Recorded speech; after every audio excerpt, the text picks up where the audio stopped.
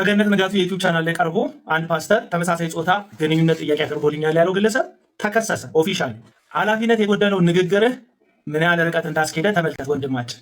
አሁን አንተ አንድ ታዋቂ ፓስተር ይህን አድርጎኛል ስትል ያላሰብከው ያላገናዘብከው ነገር አንድ ፓስተር በሚለው ወልስ በጣም ብዙ ፓስተሮች ይጠሩበታል በስሙ። ፓስተር ስላል ፓስተር የወል ስም ነው። በዚህ ወል ስም ደግሞ ብዙ ሰዎች ነው የሚጠሩበት። እነዚህ ብዙ ሰዎች ስር ደግሞ በሚሊዮን የሚቆጠሩ ምዕመኖች አሉ። ስለዚህ ስሙን ባልተናገርክበት ግልጽ ባላደረክበት ሁሉንም የከሰስካቸው ሰው ሁሉ በተለይ የሌላ ቤተ እምነት ተከታይ የሆነ ሰው ፓስተር ከሌለኝ ያለውን ሰው ሁሉ ያ ሰው ይሆን እንዴ ብሎ እንዲያስብ ያደረከው ስም ልጠፋውና ጭቃ መቀባቱ የተካሄደው ጠይቆኛል ባልከው ግለሰብ ብቻ ሳይሆን በሙሉ ቤተ እምነት ላይ ነው። ሚሊዮኖች የሚቆጠሩ ምዕመናን የሚከተሉት ቤተ እምነት ነው የሰደብከው። እንዳትረሳው የምፈልገው ነገር እኛ ኢትዮጵያውያን ነን፣ ፕሮቴስታንት ኢትዮጵያውያን። ስነ ልቦናችን ማንነታችን የተቀረጸው በኢትዮጵያዊነት ነው። እዚህ ኢትዮጵያዊነት ውስጥ ደግሞ ማህበረሰባችን የሚጸየፈውን የተመሳሳይ ጾታ ድርጊት እንደ እግዚአብሔር ቃልም እንደ ኢትዮጵያዊነትም እንጸየፈዋለን፣ እንቃወመዋለን። አይ በመካከላችን እንደዚህ ያለ ርኩሰት የሚያደርግ ሰው ካለ አውቃ ነው ፍርድ ቤት ገትረ ነው። የኢትዮጵያ ሕገ መንግስት ውስጥ ተመሳሳይ ጾታ ድርጊትን የሚያደርጉ ሰዎችን በእንደዚህ አይነት ልምምድ የሚያለማምዱ ሰዎች ወንጀለኛ ስለሚሆኑ በዛ ልንጠይቃቸው እንፈልጋለን። ነገሩን ግልጽ ማድረግ ያለብን ለዛ ነው። አንተ ግን ግልጽ አላደረገውም። ስለዚህ ያዋረድከው ያንኳሰስከው አንድ ፓስተር የሚባል ግለሰብ ሳይሆን በዛ የወል ስም የሚጠሩ ብዙ ፓስተሮችን ነው። እነሱን ተከትሎ ደግሞ ያሉትን በሚሊዮን የሚቆጠሩ ምዕመናንን ነው አንድ ላይ ያዋረድከው። ብቻ አይደለም ተጠያቂ አንተ የፕሮግራሟ ማዳመቂያ ያደረገች አርቲስት ገነት ንጋቱ በዚህ ጉዳይ ላይ ተጠያቂ የማትሆንበት ምንም ምክንያት የለም። ቅርብ ጊዜ በተወዳጁ አርቲስት በነፃነት ወርቅነህ እልፈት ላይ ደረጃ ኃይሌ ኮሜዲያኑ ጋር ደውላ ቀጥታ ላይቭ ላይ የሰውን ሀዘን ወደ ንግድነት ቀይራ ብዙ ማህበረሰብን አስቆጥታ ይቅርታ ጠይቃለች። ግን ከድርጊቷ መታረም አልቻለች።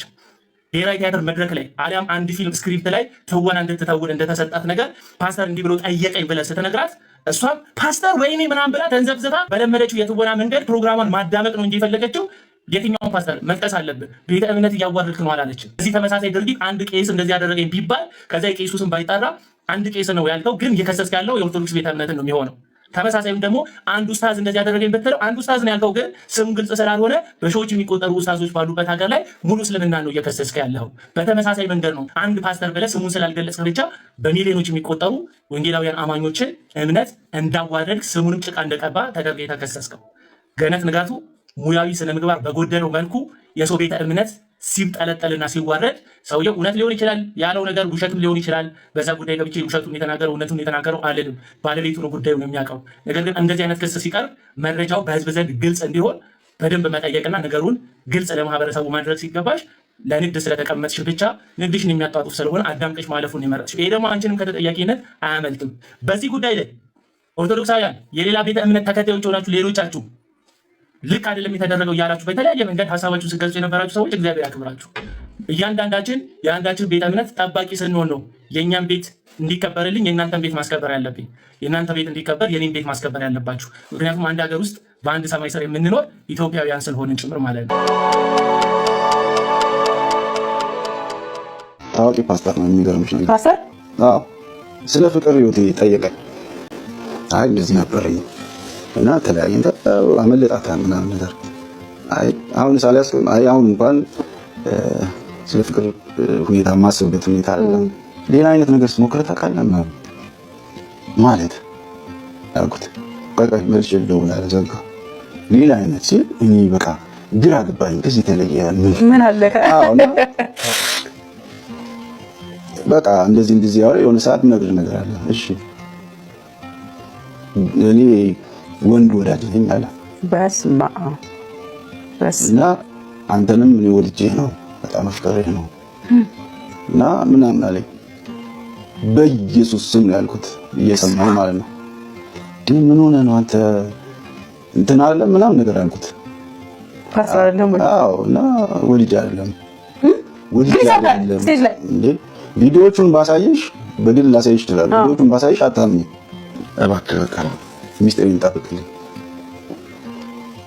ጠብቅልኝ በጌታ ምናምን አለኝ። ኧረ በጌታ አትበል። ይህንን ታሪክ ያካፈልከን ወንድማችን በኢትዮጵያ ሕገ መንግስት ግብረ ሰዶም ወንጀል ነው። ስለዚህ አንተ ስሙን አልናገርም ስትል እየተባበርክ ያለው ከወንጀለኛ ጋር ወይም ወንጀለኛን እየደበክ እንደሆነ እንድታውቅ ያስፈልግሃል። በዚህ በሶስት ምክንያት ይህንን ወንጀለኛ ያልከውን ግለሰብ ላትነግር እንደምትችል እኔ ገምቻለሁ። የመጀመሪያው ነገር በስልክ ልውውጣችሁ ላይ መጨረሻ ላይ ሚስጥሬን ደብቅልኝ ስላለህ ነው ያልነገርከን።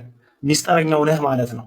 ስለዚህ ሚስጥረኛው ስለሆንክ ታሪኩን ትነግረናለህ እንጂ ማንነቱን በሚስጥር ነው የምትይዝለት። ሁለተኛ ደረጃ አንተ ራስህን ካስመለክትና ካተረፍክ በኋላ ስለሌላው ግድ የማይለ ማንም ቢበላሽና በእንደዚህ አይነት ርኩሰት ውስጥ ቢወድቅ የማይጨንቅህ ራስ ወዳድ ግለሰብ ነህ ማለት ነው። ሁለተኛ በሶስተኛ ደረጃ ደግሞ የፈጠራ ታሪክ ነው የነገርከን። ለዛ ነው ስሙ ያልነገርከን። ሚስጥረኛው ካልሆንክ የፈጠራ ታሪክ ካልነገርከን ራስ ወዳድ ካልሆንክ በስተቀር የዚህን ሰው ስም በፍጹም የምትደብቅበት ምንም አይነት ግራውንድ አይኖርክም። ምክንያቱም የነገርከን ፊገር ፓስተር ነው። ፓስተር ማለት ብዙ ሰዎች ቁጭ አድርጎ የሚያስተምር ነው። አውዳሚነትና አጥፊነቱ ከአንድ ተራ ግለሰብ ይበልጣል። የሚሰሙት የሚከተሉ ሰዎች ስለሚኖሩ ማለት ነው። ስለዚህ ስሙን መናገር ያለብህ በአደባባይ ላይ ወጥተህ ይሄንን ታሪክ ይጠቅማቸዋል ብለህ ካካፈልክ አይቀር ሌሎችን ለማትረፍና ለመታደግ ጭምር። ምክንያቱም ኢትዮጵያ ውስጥ ግብረሰዶም ወንጀል ተብሎ አንተ የወንጀለኛን ስም በልብ አቅፈህ አልናገርም ብለህ ነው ቁጭ ብለህ ያለቀው። ልትነግረን ግዴታ ነው። ታሪኩን አምጥተሃል። የታሪኩን ባለቤት ህዝብ ማወቅ አለበት። ማን ነው እያሳደደ ወንድ የሚፈልገው? ፓስተር ሆኑ።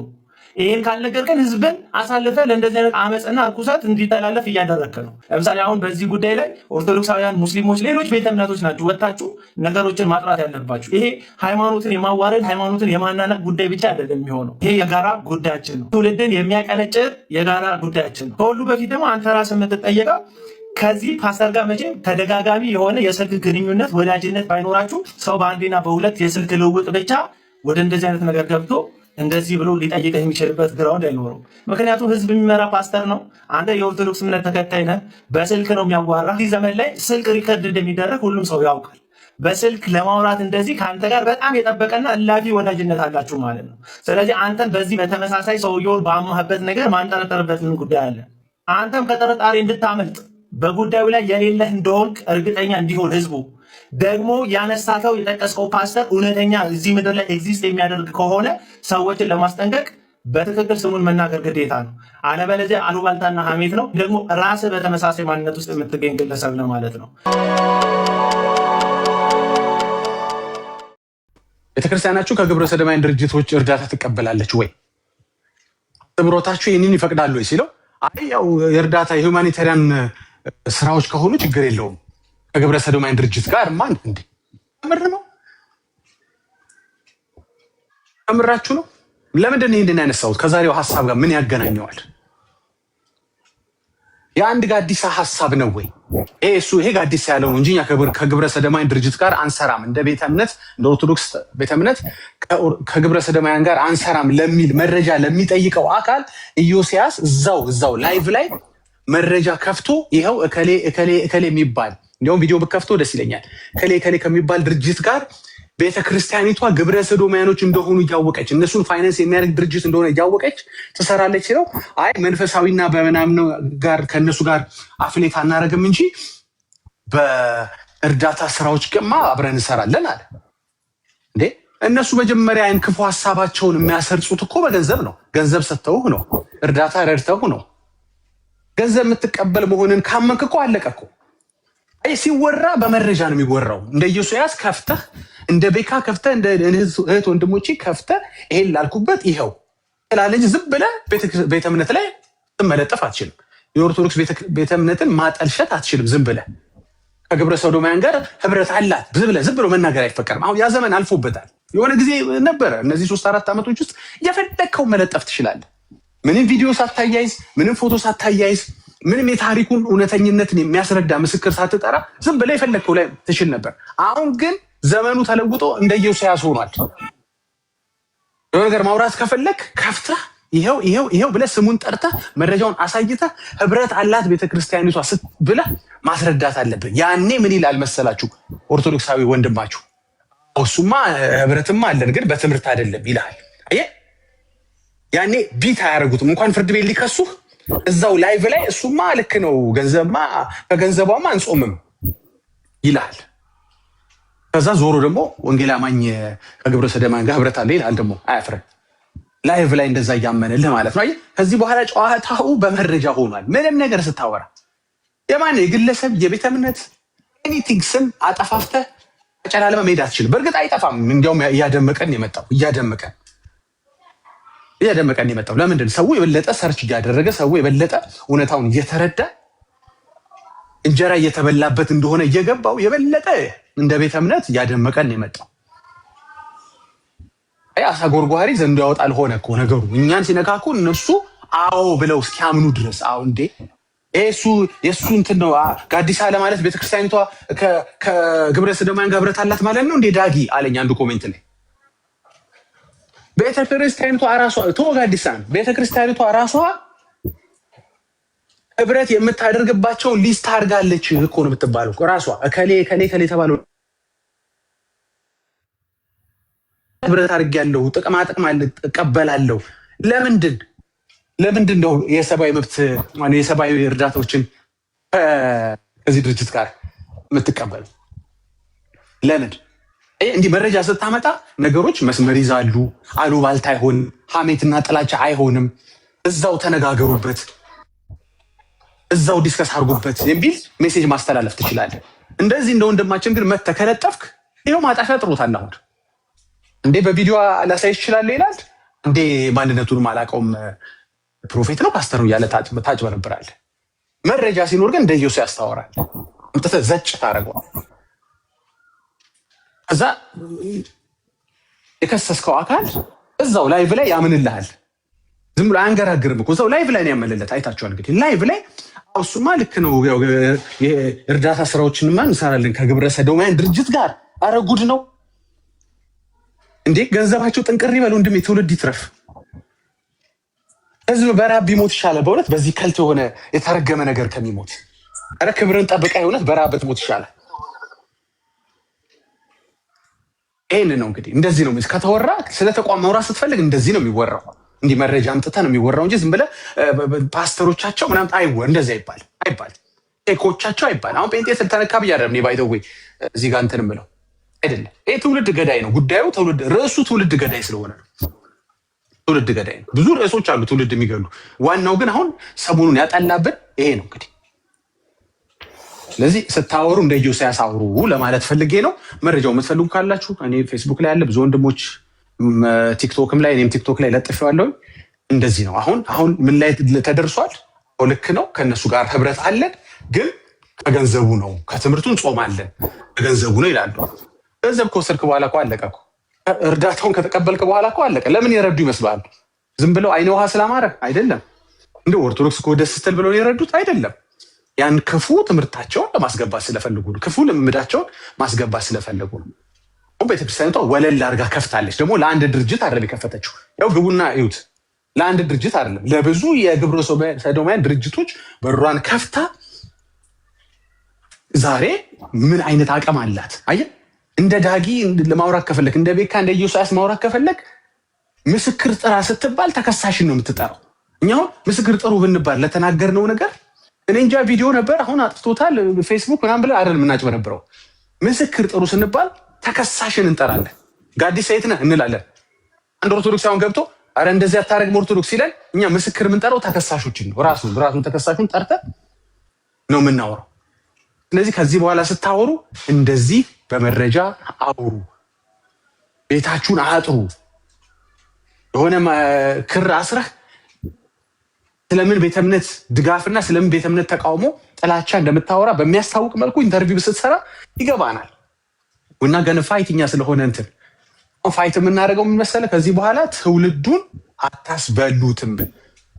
ጭራሽ አዎ ልክ ነው እሱማ ህብረት አለን የሚል ድፍረት ንግግር እስከመናገር ድረስ ጌታ በኢየሱስ ሺህ ቤካ ይቀጡ ይበቃኝ። ዳግሻ የእግዚአብሔር አምላክ አብሶ ይባርክሽ። በጣም የሚገርም ነገር አንዴ መጨረሻ አንዴ ቤካይ በጣም ይቅርታ አንዴ ጋዲሳ ስለተናገረ አይደለም፣ በዚህ ላጠቃለሁ። ጋዲሳ ስለተናገረ አይደለም፣ ይሄ በዚህ ማጠቃለል ፈልጋለሁ። ጋዲሳ ከበደ አየለ ኖ መረጃውን አሁን እንከፍተዋለን። ቤተክርስቲያኒቷ ራሷ ነች ይሄው ህብረት ከነዚህ ጋር አለኝ ብላ ያስቀመጠችው። ጋዲሳን እኮ ቤተክርስቲያኒቷ አታውቀውም። እንዲያውም ልደት ቃል እንደነገረን ከሆነ እኮ አያውቁንም፣ ቢያውቁንም እነዛ መናፍቆች ነው የሚሉን አለ እኮ ልደት ቃል። ሁስ ጋዲሳ እንዴ አንድ ቲክቶከር የሆነ ነገር ተናገረ ብዬ ማወራ ይመስላል? ኖ በመረጃው እያልኩኝ እኔ ራሴ ያለ መረጃ አወራለሁ እንዴ? አይደለም። ግን ምስክር ጥራ ሲባል ምዕመኑን እጠራለሁ። ምስክር ጥራ ሲባል ራሷን ቤተክርስቲያኒቷን ተከሳሿን ቤተክርስቲያን እጠራለሁ። ምን ሆነሽ ነው ከዚህ ድርጅት ጋር ትሰሪ የነበርሽው? ቪዲዮን ብትከፍተው ላላየው ሰው አሁን ማወራው ነገር ላይገባው ይችላል። ምን ልንላችሁ ነው? ባጭሩ ሲወራ በመረጃ ይወራ ነው የዛሬው ርዕሳችን። ዋናው ቤቱን የሚከፈትልበት ምንድን ነው? ዝም ብለህ የቤተክርስቲያን ስም አጠልሽተህ መጥፋት አትችልም። ይሄ በጋዲሳ ላይ የሚላከክ ጉዳይ አይደለም። በቤተክርስቲያኑ ላይ ነው ይሄ ጥያቄ ያነሳ ነው። የድርጅቱን ስም ከፈለክ ያው እዛ ላይ እንክፈተውና እንየው። እከሌ ከተባለ ጋር ለምን አፊሊዬሽን አለሽ? ለምንድን ነው ህብረት ያለሽ? እኛ ከቤተክርስቲያኑ ጋር ነው ጥያቄያችን። ትውልድ ገዳይ ተቋም መሆን የለባትም። እኔም ማውቀው እንዲያውም እንደማትደግፍ ነው ቤተክርስቲያኒቷ እንጂ በጎን ገንዘብ የተቀበለች እንደምታስመስል አላውቅም ነበር እስከዛሬ ድረስ። ይሄ ነው በቃ። በዚህ ማጠቃለል ፈልጋለሁ። በሆነ በጋዲሳ ላይ ያላካ የምታልፈው ጉዳይ አይደለም። እሱ ያለውን ነገር ያመነው ቸርቿ ያደረገችውን ያመነው። ስለዚህ እኛ with a bigger picture ነው እንጂ ዲል የምናደርገው ከአንድ ግለሰብ ጋር አይደለም።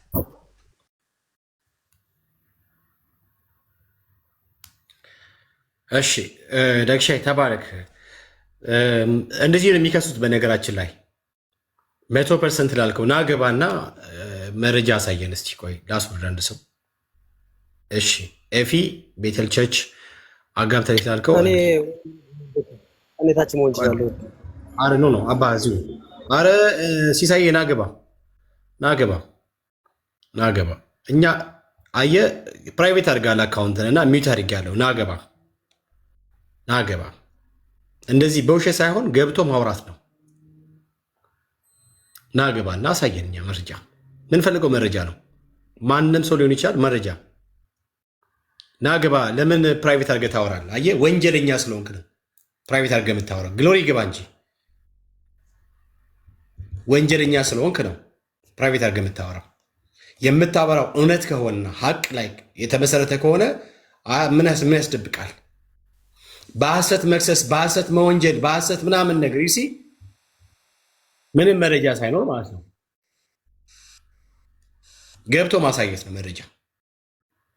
እሺ ቅድም ወንድማችን ብስራት ለምንድን ነው ክሱ ይነሳ ብለህ የምትለው ላልከው ነገር እኔ ማስረጃ ማቅረብ ይችላል ላልኩበት ነገር ማለት ነው። እሺ ዳግሻዬ በትልቁ አድርጌ ያለው ቆይ እኔ ላውራና ላልኩበት መረጃ ማቅረብ ይችላለሁ።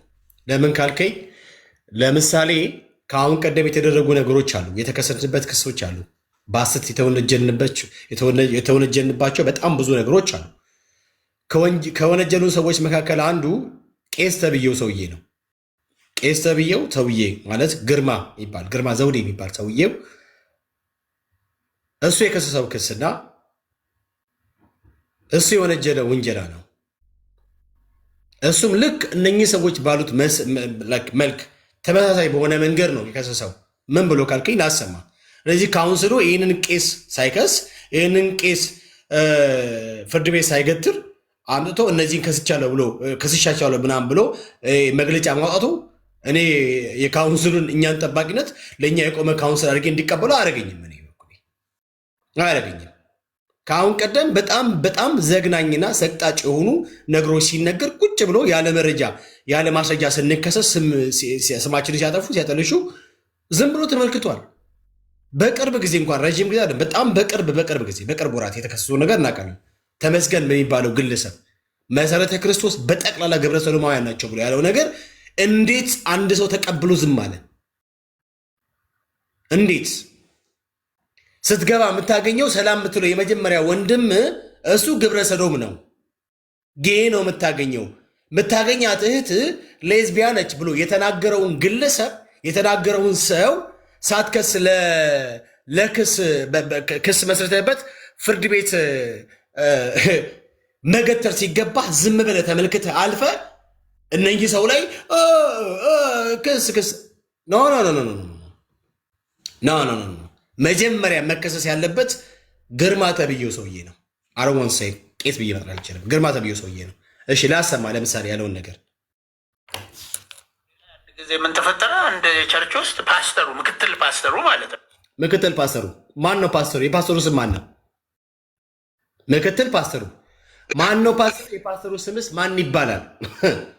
ምክትል ፓስተሩ እያልክ በየሚዲያ እየመጣ የምታስታውቀው ጉዳይ አይደለም። ኢትስ ቬሪ ሴንሲቲቭ ኢሹ ነው። የትኛውንም ሰው ማለት በሃይማኖት በዘር በብሔር ሳይለይ ሁላችንም አንድ የሚያደርግ ጉዳይ ቢኖር ይሄ የሆሞሴክሹዋል ጉዳይ ነው። የግብረ ሰዶማዊ ጉዳይ እስላማዊ ክርስቲያን ምንድነው? ክርስቲያን ኃይል፣ ኦርቶዶክስ ኃይል፣ ጴንጤ ኃይል፣ ካቶሊክ ኃይል፣ ቡዳ ምናምን የቡዲዝምን እምነት ተከታይ ማንንም አይልም። በነገራችን ሁላችንም ሰብስበው አንድ ላይ ፋይት እንድናደርግ የሚጋብዘን ጉዳይ ነው ማለት ነው። ስለዚህ መተ ፓስተሩ የሆነ ምክትል ፓስተሩ ማነው? ምክትሉ ፓስተሩ ይህን ሰውዬ መጡ ሳይከስ ይህን ሰውዬ መጡ መረጃ አምጣ የከሰስከው ምናምን ብሎ ሳይናገር በዚህ ሰውዬ ላይ ክስ ሳይመሰረት ገነትና ምናምን ጋር ተደፈርን ምናምን ነገር ብራዘር ዳር ያዝ ነው። ካውንስሉ እራሱ ክሱን ያንሳ አሊያም ክሱን ከኚህ ሰውዬ ይጀምር። ዳርስ የኔ እንትን ነው።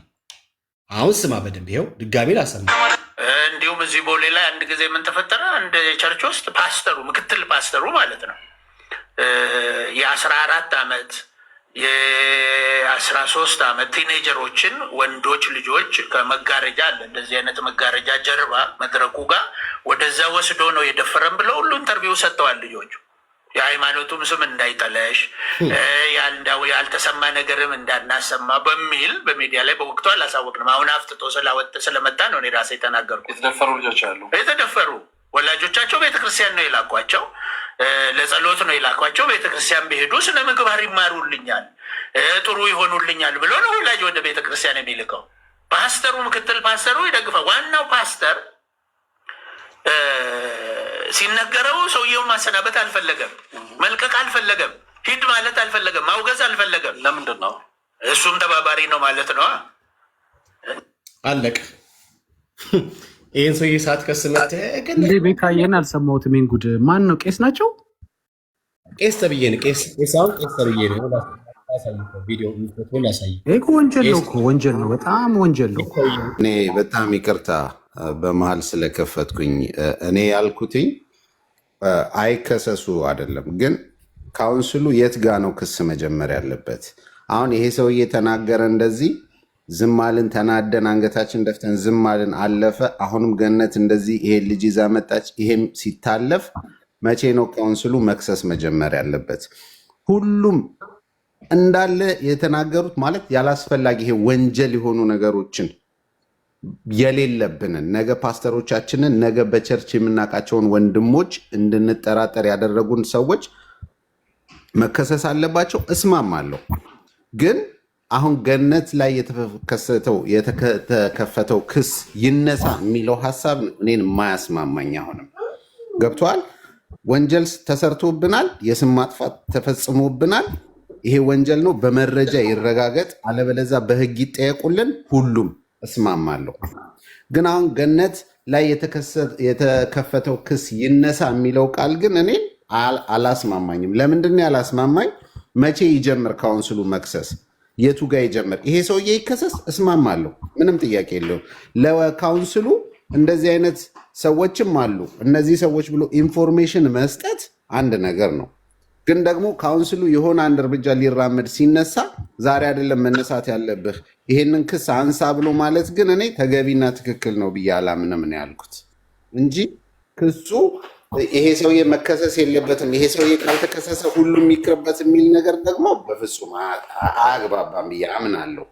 ለምን በቃ ከዚህ በኋላ ቢያንስ አንድ ሰው ላይ የሆነ እርምጃ ከተወሰደ ከዚህ በኋላ እንደዚህ አንገታችንን የሚያስደፋ ነገር መረጃና ማስረጃ በሌለው መልኩ ሁሉም እየመጣ አፉን የሚከፍትበትን ነገር ያቆማል። ማንም ኦርቶዶክስ ላይ እንደዚህ አይነት ነገር ያለ መረጃ አያወራም። ማንም ሙስሊሙ ላይ እንደዚህ አያደርግም። ስለዚህ ዋይና በመጀመሪያ ደረጃ ፕሮቴስታንቱ ምንም አያደርግም ምንም ማለት ዝም ነው የሚሉት እነሱ በሚል የተነሳ ከሆነ በነገራችን ላይ በህግ መጠየቅ ኃጢአት አይደለም። ኃጢአት እስካልሆነ ድረስ መብትህን ማስከበር ኃጢአት እስካልሆነ ድረስ ዋይናት ለምንድን ነው የማይከሰሱት? መብትህን ማስከበር አለብህ። ኃላፊነት ላይ የተቀመጡ ሰዎች ዛሬ ጀምረዋል። ሲጀምሩ አፕሪሼት ማድረግ ነው ያለብን ብዬ አምናለሁ። ለመጀመር ዘግይታችኋልና ስለዚህ ስለዘገያችሁ ተዉት የሚባለው ነገር ግን እኔ አሁንም አያግባባኝም። በጣም ነው የምወድህ ታውቃለህ። ተባረክልኝ። በነገራችን ጥያቄ አለኝ። ለምሳሌ ዳግሻዬ ከፍተህ ማሳየት ይቻላል ማስረጃ እንትን ነው። አሁንማ ኢዮስያስ ከመጣማ በቃ እሱ ቢቀጥል የሚሻለው ለምን መሰለህ? እኔ አሁን እያወራሁ የነበረው ሀሳብ ባጭሩ ምንድን ነው፣ ከግለሰብ ለምን ዶዙን ከፍ አድርገህ ነው እንደ ተቋም እንደ ቤተ እምነት አናወራ? ምክንያቱም የበለጠ የሚሻለው አሁን ያነሳሁንም ሀሳብ እናደመዋለን። እነዚህ ሰዎች መጠየቅ አለባቸው የለባቸውም በደንብ እናየዋለን። ግን የበለጠው ለምድራችን ፈውስ የሚያመጣው ለትውልዱ ፈውስ የሚያመጣው ደግሞ ቤተ እምነቶች ላይ በዚህ መልኩ የሰረጸ ነገር ካለ እዛ ላይ የበለጠ መስራቱ ይጠቅማል። ምክንያቱም አንድ ሰው ላይ ብትሰራ እንትንህ ተደራሽነቱ ብዙ አይሆንም። ግን አሁን ኢዮስያስ አድሬስ ባረገው መልኩ ግን ብንሄድ ግን ትልቅ የሆነ ግንዛቤ ይፈጥራል እና ቪዲዮ ማሳየት እፈልጋለሁ። ላሳይና ኦልሬዲ ተናጋሪው ባለቤቱ ስለመጣ ገላገልን ማለት ነው። ኢዮስያስ እንኳን ደህና መጣህ። ሌሎች ወንድሞቻችን ከተፈቀደልኝ ቪዲዮን አሳያለሁ፣ ካልሆነ በኋላም ይደርሳል። እሺ አንድ ቪዲዮ ላሳይና እንትን እንድላችሁ ነው ትንሽ ግንዛቤ እንድንራ። ኦኬ እንስማው። በጣም ነው የወደድኩት። ኢዮስያስ የተባረከ ጌታ ብስቶ ይባርክ። ሰዶማዊ ከሆኑ የልማት ድርጅቶች ጋር ኦርቶዶክስ ቤተክርስቲያን ግንኙነት እንድታደርግ ይፈቅድላታል ወይ? አስተምሯ በሂማኒቴሪያን ወቅት ከሆነ ችግር የለው። ስለዚህ ሰዶማዊነት ትምህርታዊ ሃይማኖታዊ ነገር አይሆን እንጂ ሂማኒቴሪያን ወቅት ላይ ችግር የለው። ያዙልኝ፣ ሪከርድ ያዙልኝ። ሰዶማዊነትን እየተቃወመች ጽዩፍ ነው ብላ እግዚአብሔር ከሰጠው እውነተኛ ጋብቻ ጋር ይቀርናል እያለች ነገር ግን ሰዶማዊ ከሆኑ ድርጅት ጋር በልማት ጉዳይ ገንዘብ ትቀበላለች። ይሄ ከትምህርቷ ጋር አይጋጭም ያልከኝ በደንብ ስም በደንብ አሁንም ደግሜ እነግርሃለሁ። ነው በኢትዮጵያ ኦርቶዶክስ ተዋሕዶ ቤተክርስቲያን የልማት ክርስቲያናዊ ተራድኦ ኮሚሽን ነው የሚለው። በኢትዮጵያ ኦርቶዶክስ ተዋሕዶ ቤተክርስቲያን አንድ ከፍ የልማት ክንፍ በጣም ነው የሚገርመኝ። እነዛ እኛ ያለው መካኒያስ ውስጥ ጥቂት ሰዎች ጋበዙ ብለን ነው እያወራን ያለ ነው።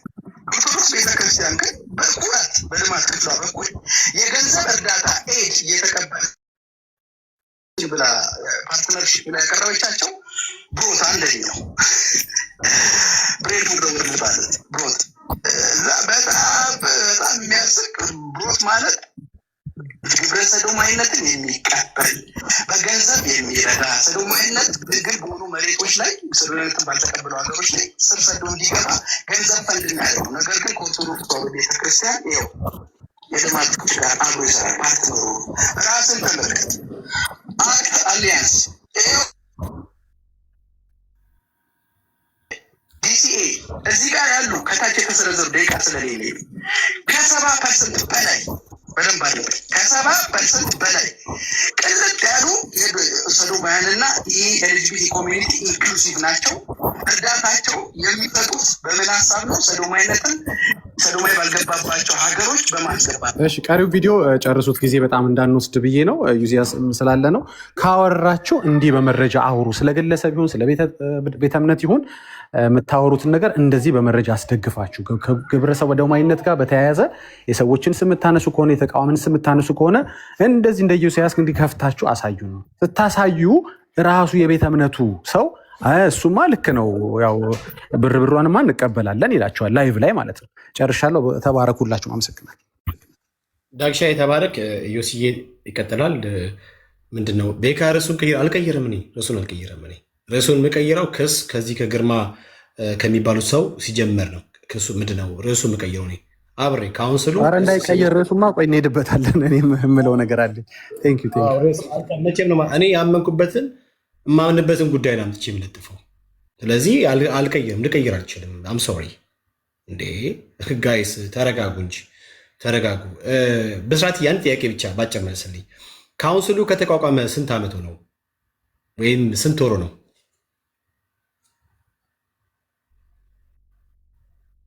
በስርዓትዬ ቆይቷል። እኔ አመታት አስቆጥሯል። ግን አመታት አልሰራም ማለት ስራ ለመጀመር ዘግይቷል ማለት የሚጀምርበት ጊዜ ሲጀምር ደግሞ ልንቃወመው ይገባል ወይ? እኔ ጥያቄ ምንድነው? በጣም ግልጽ ነው። ካውንስሉ የተቋቋመው ማለት በቅርብ ወራት ነው? ለምሳሌ የዛሬ 2 ወር 1 ወር ወይስ ኦልሞስት ክሎስ ቱ 6-7 ዓመት አይደለ? ከ5 ዓመት በላይ እንደሆነ አይ ነው ኦልሞስት በቃ ፕራይም ሚኒስትራችን ዶክተር አብይ እሳቸው ከመጡ 7 ዓመት ከዛ በላይ ቆይቷል ያስባል። ማግስት አካባቢ ነው ካውንስሉ ተቋቋመ። ስለዚህ 5 to 6 years ካውንስሉ የዛሬ 6 ዓመት ነበረ። ካውንስሉ ከዛሬ 6 ወር በፊት አልነበረም፣ ከዛሬ 6 ወር በፊት አልነበረም፣ ከዛሬ ዓመት በፊት አልነበረም፣ ከዛሬ 2 ዓመት በፊት አልነበረም። አንድን ነገር ጀስት የሆነ አዲስ ነው የጀመርኩት ብለን እንዳትል አንተ ልታደርግ የሚገባህ ነገር ምንድን ነው ብለው ልታደርግ የሚገባህ ነገር አንድ እርምጃ ወደኋላ መለስ ብለህ አንተ ምንድን ነው መጀመር መቻል አለብህ። ለምሳሌ ትዝ የሚል ከሆነ በቅርብ አሁን ያሰማሁት እንትን ላይ መሰረተ ክርስቶስን የሚያክል ቤተክርስቲያን አንድ ግለሰብ መጥቶ በሐሰት ሲከሳት ሲወነጅላት እና በጥቅሉ መሰረተ ክርስቶስ ማለት የግብረ ሰዶማውያን መከማቻ ነች ብሎ ሲናገር ያገኘኸውን ወንድም ሰላም ስትለው ሰላም የምትለው ወንድም ግሄ ነው ብሎ ሲል ሰላም የምትላት ያገኘሃት ሴት ሰላም ስላት ሌዝቢያ ነች ብሎ ሲናገር ያ ማለት መሰረተ ክርስቶስ በጠቅላላ በግብረ ሰዶም የታጨቀች የግብረ ሰዶማውያን መናሪያ ነች እንደማለት ነው። እንደ ልጁ እንዲህ ብሎ የተናገረው ሰውዬ ምንም ሳይባል ሳይከሰስ በህግ አግባብ ሳይጠየቅ ዓለም የተናገረበት ነገር መረጃውን አምጥቶ እነኚህ ያጋቡትን ፓስተሮች ሆኑ ኤኒዋን ካን ቢ ላይክ ማንም ሰው ይችላል እነሱ ክስ ተመስርቶባቸው ዘብጥያ ሳይወርዱ እንዴት ነው ዛሬ መጥቶ እነኚህ ሰው ላይ ማለት ነው ይሄ ሰው እነኚህ ሁለቱ ሰው የተናገሩት አሁን ከተናገረው ሰውዬ የተለየ ነገር ነው የተናገሩት አይደለም። ይህም ሰውዬ የሆኑ ፓስተሮች የፓስተሩ ምትክል ፓስተሩ ዋና ፓስተሩ እንዲህ ህፃናት ደፍሮ ምናምን እያለ የተናገረው ደሴም ነው። ዲፍረንስ አይደለም አኪዝ ያደረገበት መንገድ በተለያየ መንገድ አይደለም። አንድ አይነት ድምፅ ነው የሚሰማው በነዚህም በዚህኛውም ሰውዬ እንትን ማለት ነው። ስለዚህ ካውንስሉ መጀመር ካለበት ያ ወደኋላ ሄዱ እንደገና ይህን ሰውዬ ከሰው ከሆነ የእነዚህ ክስ መቀጠል አለበት። አለቅ የእነዚህ ክስ መቀጠል አለበት። መከሰሳቸው ትክክል ነው ወይ? ግጥም ብሎ ትክክል ነው። ነገር ግን መጀመር ያለበት ከነዚህ አይደለም። መጀመር ካለበት መጀመር ያለበት ከመጀመሪያዎቹ ብዬ አምናለሁ። ይህ ሰውዬ እንደምታውቀው ነቢይ ገዳይ ነው ብሏል። ኢቭን እንኳን መንግስት ጠይቆ ያስፈልጋል። ለምን ከተባለ አንድ ኤርትራዊ ተገሏል ብሏል። የዛ ኤርትራዊ ደግሞ ገዳይ ነቢይ ነው ብሏል። የትኛው ነቢይ ነው የገደለው? ገዳዩ ነቢይ ማን ነው? እሱንም መናገር አለበት። ያ እሺ፣ ኢዮሲ የቀጥል እንዳሊዝ በስመ አብ ወወልድ ወመንፈስ ቅዱስ አሐዱ አምላክ ትላለህ። ኢዮሲ አለ። እሺ ጀስት ኢዮሲ እስኪመጣ ሻውራ። ሰላም ናችሁ? ሁላችንም ሰላም ብያለሁ። ብቻ ትንሽ እኔ በበኩሌ ካውንስሉ የእነዚህ ሰዎች ላይ የጀመረው ክስ በጣም ጥሩ ነው። ህጋዊ አሰራር አሁን ለመከተል የወሰነ ይመስላል። ከዚህ በፊት ምናልባት ሰውን መክሰስ ምናልባት አቋማቸው አድርጎ ያልያዙ የሚመስል አይነት ነገር ነው። ወይም ምናልባት የህግ ክፍልም ሳይደራጅ ቀርቶ እንቅስቃሴ ማድረግ አልጀመሩም። እንደዛም ሊሆን ይችላል። ብዙ ጥፋቶች ተፈጽሟል። ኢቨን እንኳን እንደዚህ አታዩ። እንደውም ስድብና ሌሎች በመንግስት ተቋማቶች በኩል የሚኖረው አሰራር እንኳን ለቤተ ክርስቲያን ወይም ወንጌል አማኝ ለሆኑ ግለሰቦች ጥሩ የሆነ ትሪትመንት ነበረ ወይ? እኔ እንደውም ካውንስሉን መጠየቅ የጀመርኩት በዛ ነው። ለምሳሌ ከዚህ በፊት የሚደረገው የአደባባይ የነበረው ለእኛ መሰረታዊ የሃይማኖታችን ስርዓት ነው፣ ወንጌል ስርጭት። እነዛ ወንጌል ስርጭት የሚያደርጉ ሰዎችን እያፈሱ ያለምንም ህጋዊ ምክንያት ያለምንም ሊጋል ሪዝን ኢቨን ይህን ያን ማድረጋቸው ህገ መንግስቱን በግልጽ በመቃረን አንድን ሃይማኖት የሚከተሉ ህብረተሰቦች የሚያደርጉትን ሃይማኖታዊ ስነ ስርዓትን በመከልከል እስራትና ሌሎች ተግባራቶችን ሁላ ሲያደርጉ ነበር። ማን ነው የሚሰራው ይህንን? ይሄ ብቻ አይደለም። እንደውም መመሪያ አውጥተን በመመሪያ በህግ ደረጃ ለምንድን ነው የማንከለክለው ተብሎ መመሪያ አዘጋጅቻለሁ በሚል ሁላ ሚዲያ ላይ የተሰራጨ ዜና አይቻለሁ። በጣም አዝኛለሁ። ይህ በጣም ለኛ ማለት ነው ንጉሳውያን ጊዜ የነበረው ድሮ ወንጌል አማኞች ወደ ኢትዮጵያ በነበሩበት ጊዜ እንኳን በመንግስት ዘንድ እኔ ሶሪ የምታወራው ነገር ይገባል። አሁን የምታወራው ነገር ከአሁን ከያዝነው ድረስ ጋር ምን የሚገናኝ ነገር አይደለም። ኦኬ ይገናኛል፣ አመጣልሃለሁ። አንድ ሰው ወንጌል ሲናገር ተያዘ፣ ታፈነ፣ ታሰረ ምን ያገናኘዋል? አንድ ሰው ከዚህ ፊት ምንም አያገናኝም። ከወንጌል ስርጭት ጋር ያገናኛል። አንደኛው የካውንስሉ ሮል ነበር። ስለ ካውንስሉ ምናምን ነገር አሁን ስራ አሁን ጥያቄ ምንድን ነው?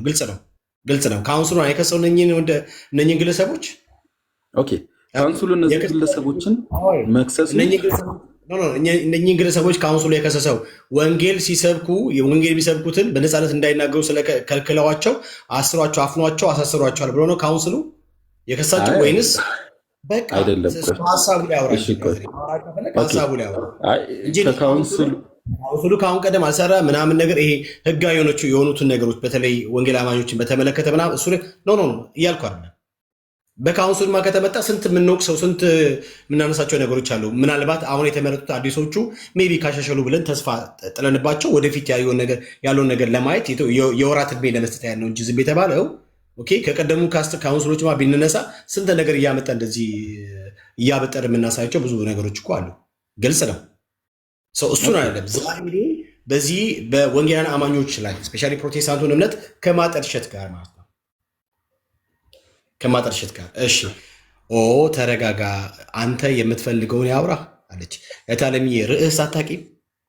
ስለ አብዱል እያወራሽ ስለ ከድጃ አይደም እኮ ታለምዬ። ምንድን ነው ርዕስ በሊዲያዬ እንዴ? ፍሎውን ጠብቆ ሚል አለበት ታለምዬ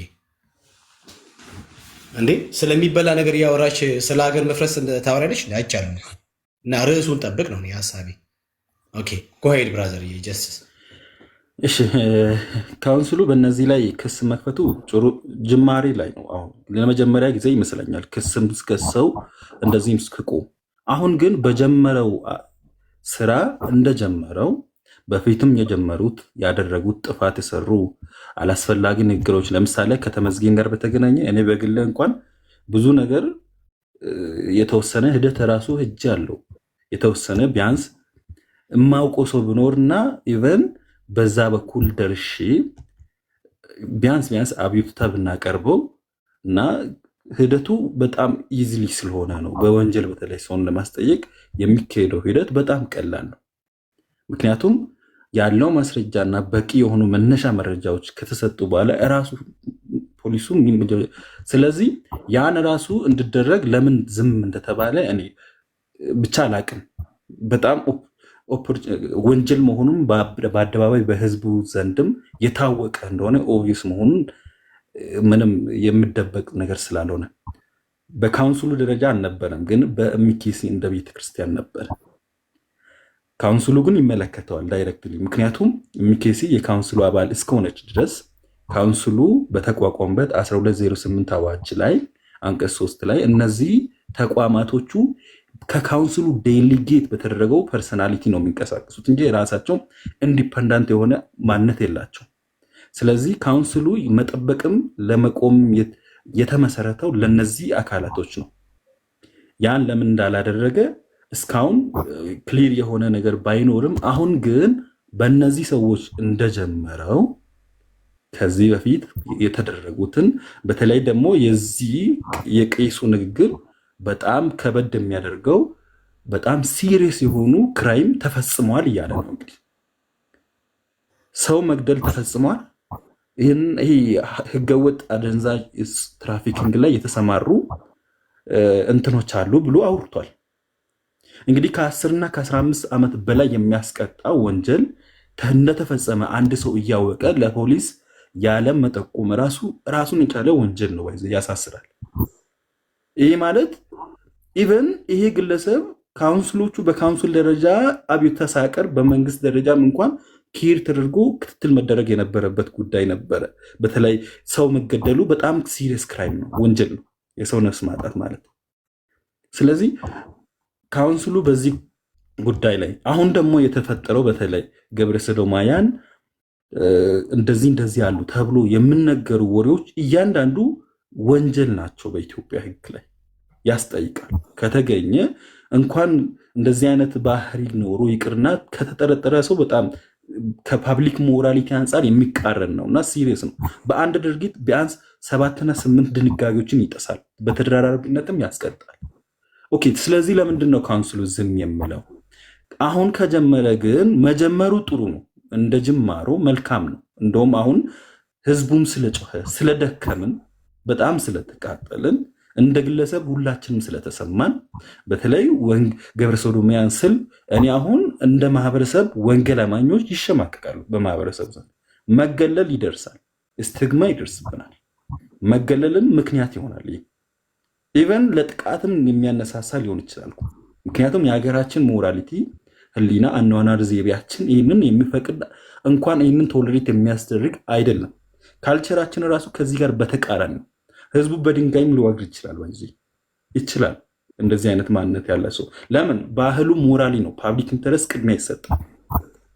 እኛ ማህበራዊ መስተጋብራችን በጣም ጥብቅ የሆነ ማህበረሰብ ነን እዚህ።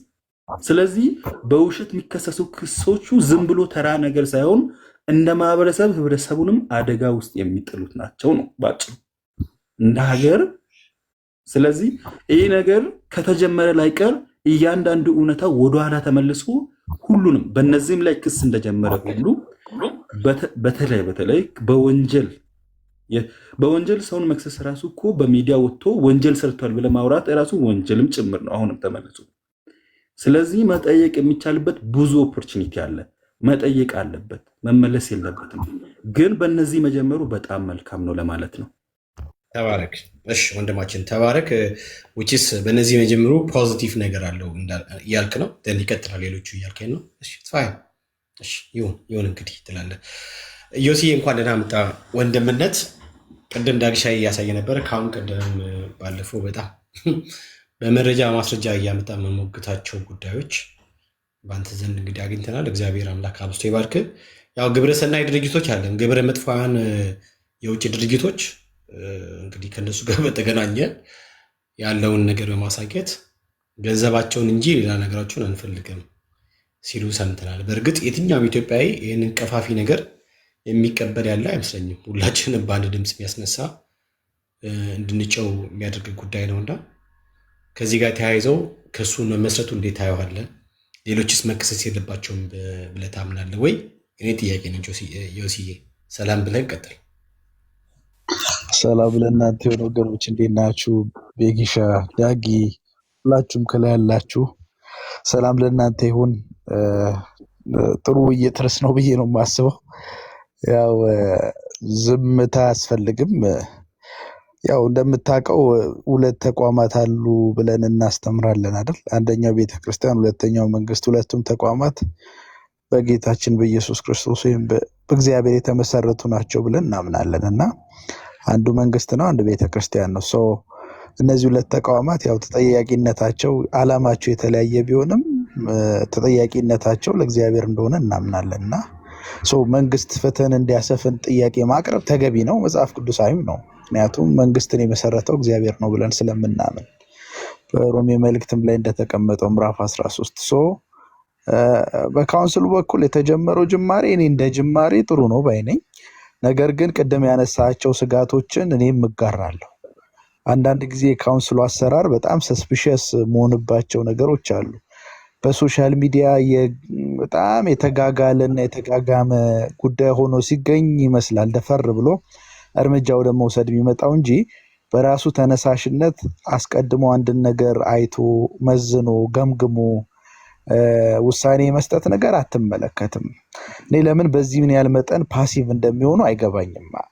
ማለት ካውንስሉ አንዱ ስራ እንግሊያንን ክርስትና መብት፣ ጥቅም ወዘተረፈ የምትላቸው ማስጠበቅ ነው። ያው ካውንስሉ ራሱን በቻለ መንገድ ምን ተችበት የራሱ አግባብ ይኖረናል። ያው እሱን እዛ አስቀምጠን ማለት ነው። በአዋጅ የተቋቋመው ቢብሊካል ነው አይደለም የሚለውን ትተን ቢያንስ እንዲሁ ለኮንሰንሰስ ተስማምተን እናውራ ካለን የተቋቋመለትን ዓላማ እኛ ነግረ ነው አይደለም መስራት ያለበት።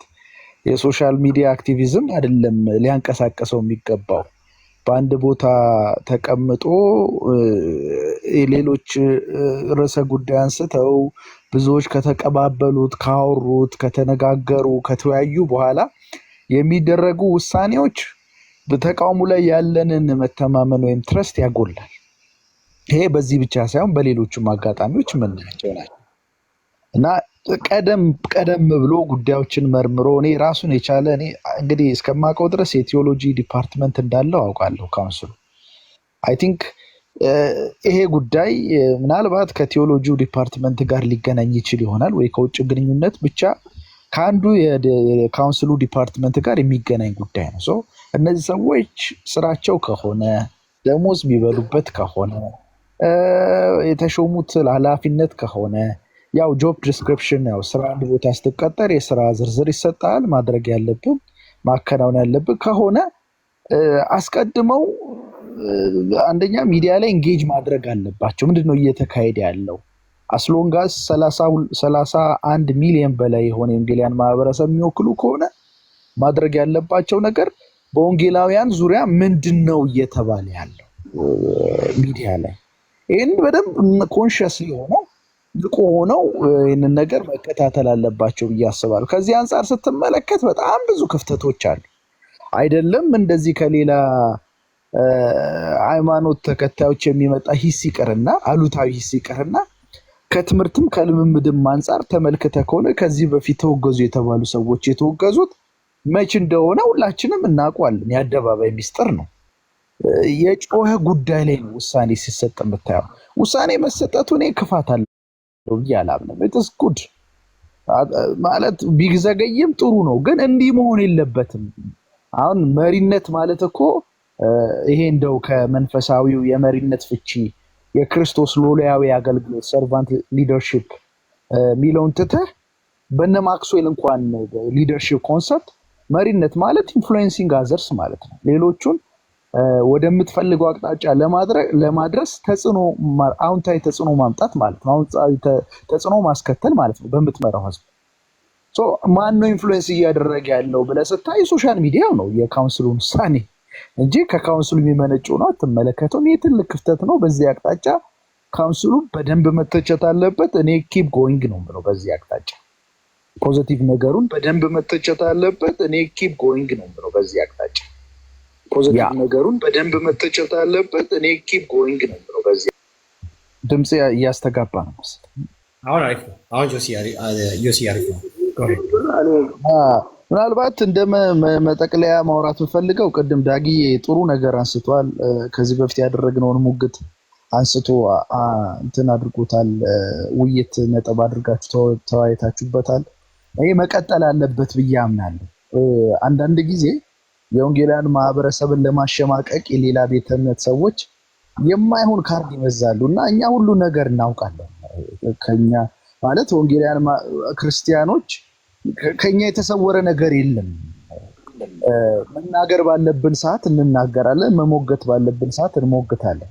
ሚዛናዊ ሆነን ማለት ነው። እንኳን ከነዚህ ወገኖች ጋር ስሟገት በነበረበት ጊዜ የነበራችሁ ሰዎች ታስታውሳላችሁ። አንድ ርዕስ የነበረው የመካነ ኢየሱስ ቤተክርስቲያን እና የገስትን በሚመለከት መረጃውን ያወጣው ማን ነው? የወንጌላውያን ማህበረሰብ ነው ራሱ።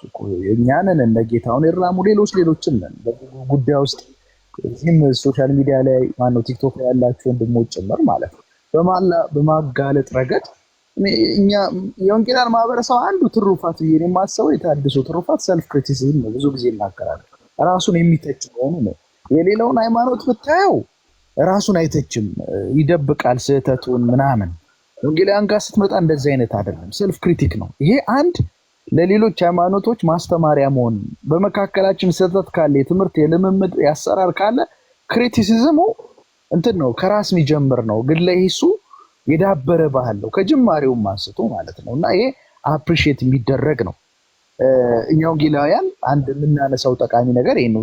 በዚህ እሴት ላይ ተመስርተን ቤተክርስቲያን የሳተች ሲመስለን፣ ቤተክርስቲያን ስል አመራሮቹ ማለት የሳቱ ሲመስለን፣ ከውጭ ሀገር ትክክለኛ ካልሆኑ ከአስተምሮቶቻችን ጋር ግልጽ የሆነ መጣረስ ካላቸው ግብረሰናይ ድርጅቶች ጋር ግንኙነት ሲያደርጉ እኛው ነን ምንተቸው እኮ እኛው ነን ምናጋልጠው። እኛ ያጋለጥነውን መረጃ ወስደው መካነ ኢየሱስ ቤተክርስቲያን ሰዶማዊ ናት፣ የገስት የድህረ ምረቃ ትምህርት ቤትም ሰዶማዊ ነው ብለው የሌለ አይነት ላም በወለሉበት ኩበት ለቀማ እንደሚባል አይነት ድምዳሜ ሰጠው ስም ማጥፋት ስራ ሲሰሩ ታያል።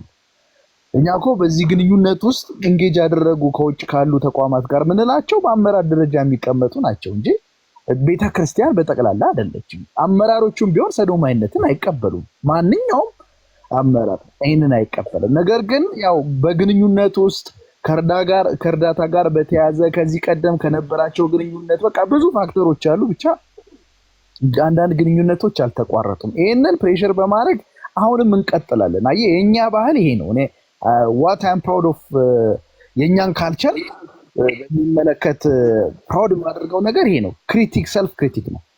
ወደ ሌሎቹ ሃይማኖቶች ጋር ስትመጣ ግን ሰዶማዊ ከሆኑ በጣም ምናልባት 70 እና 80 ቅድምም ዲስፕሌይ አድርጋችሁ ስታዩት ነበር ተቋማት ጋር ቀጥተኛ የሆነ ግንኙነት ከገንዘብ ጋር ከልማት ስራ ጋር ምናምን ግንኙነት ያላቸው ሆነው እጅ ወደ መጠቆም ይመጣልና ከዛም በኋላ ከውይይቱም በኋላ ባይገርም አጸፋዊ መልስ ነው ለመስጠት የሚሞክሩት። ያው የእናንተ እንደዚህ ግንኙነት ነው እና የመካነ ኢየሱስ በልማት ክፍሏ ጋር ያው ከነዚህ ተቋማት ጋር ግንኙነት ታደርጋለች። ከመሆን እኛ እኮ እየተቸን ያለ ነው፣ እርምት ላይ ነን፣ ሰልፍ ክሪቲሲዝም ላይ ነን።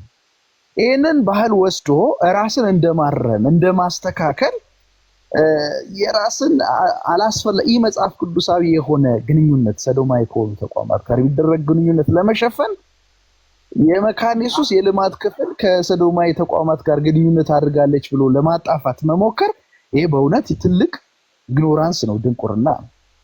ይሄንን በማጋለጥ መቀጠል አለብን። አንድ ቪዲዮ ምናልባት አይታችሁት ከሆነ አላውቅም፣ በማስረጃ ከግንኙነቱ ባለፈ ይሄ ባለፈው ኤክስፖዝ ካደረግነው ግንኙነት ባለፈ በገዳማት ውስጥ ያሉ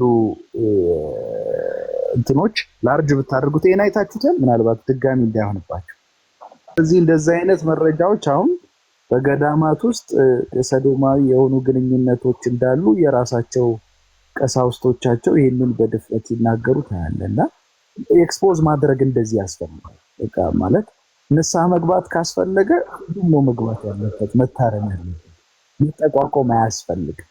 እና ተለይቶ ፕሮቴስታንት ከሰዶማዊነት ጋር ሊነሳ የሚችልበት ምንም ምክንያት የለም ለማለት ነው። ቴንኪዩ ሀሳቤን በደንብ ካገኛል በደንብ አግኝቻለሁ።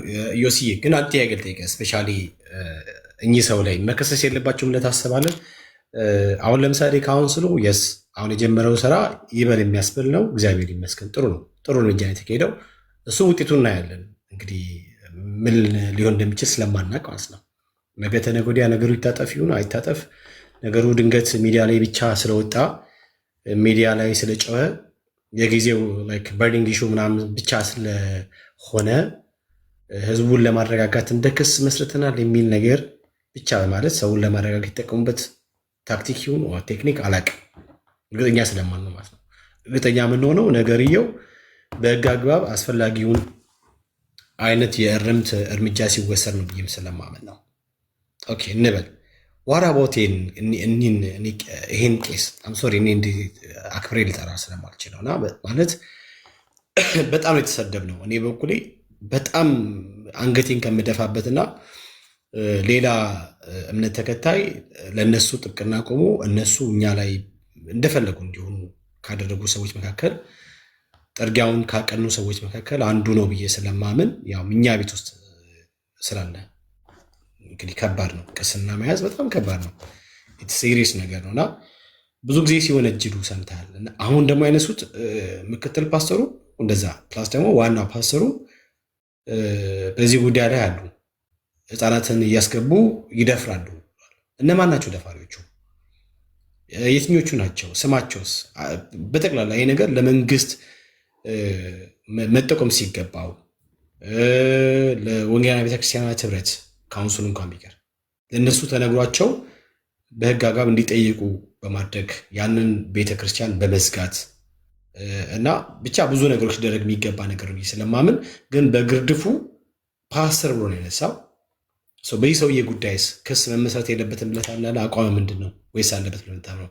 እንዲሁም እዚህ ቦሌ ላይ አንድ ጊዜ ምን ተፈጠረ? አንድ ቸርች ውስጥ ፓስተሩ ምክትል ፓስተሩ ማለት ነው የ14 ዓመት የ13 ዓመት ቲኔጀሮችን ወንዶች ልጆች ከመጋረጃ አለ እንደዚህ አይነት መጋረጃ ጀርባ መድረኩ ጋር ወደዛ ወስዶ ነው የደፈረን ብለው ሁሉ ኢንተርቪው ሰጥተዋል ልጆቹ።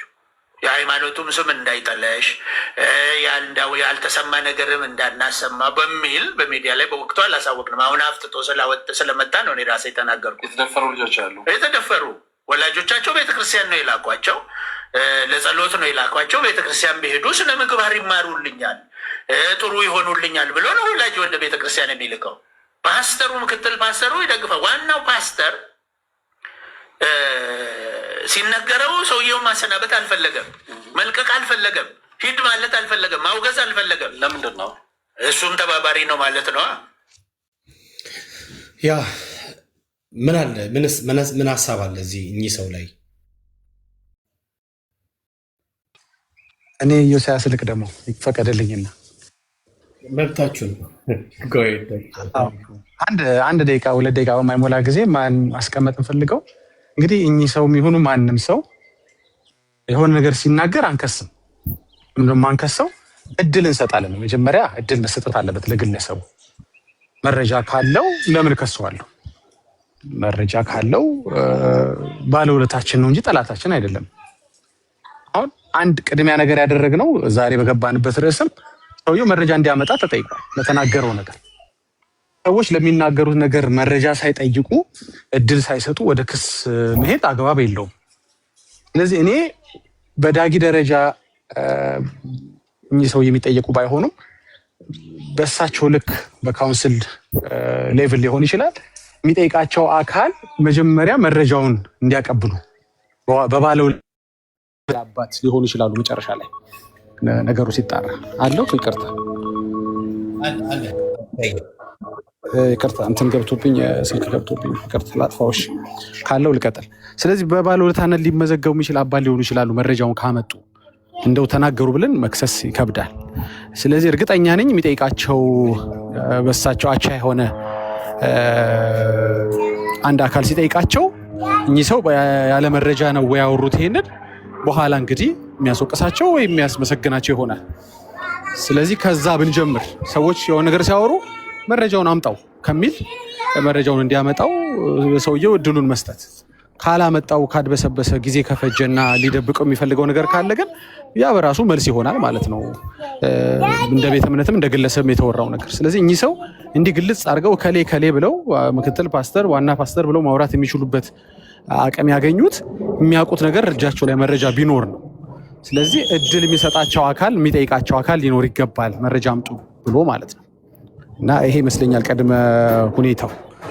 ግን ያው ውስጣችን የምናውቀውን እናውቃለን፣ አሁን መናገር ግን አንችልም። አንደኛ ለሰውየውም ካለን ማለት ከእድሜያቸው እንኳ ቢያንስ አንጻር ሌላ ትርፍ ነገር መናገር ስለማልፈልግ ከመረጃው በኋላ ግን ምለውን እላለሁ። ማምጣት ካልቻሉና ካድበሰበሱት ግን ለእኔ አይደለም ያመጡት። ያው ቅድም እንደተናገርኩት ለሚጠይቃቸው አካል ማቅረብ ካልቻሉ እንግዲህ ሌላ ልዩ ዓላማ ወይ ደግሞ ሌላ ግላዊ ቅሬታ ምናምን ሊኖር ይችላል። እሱን ማየት ይኖርብናል።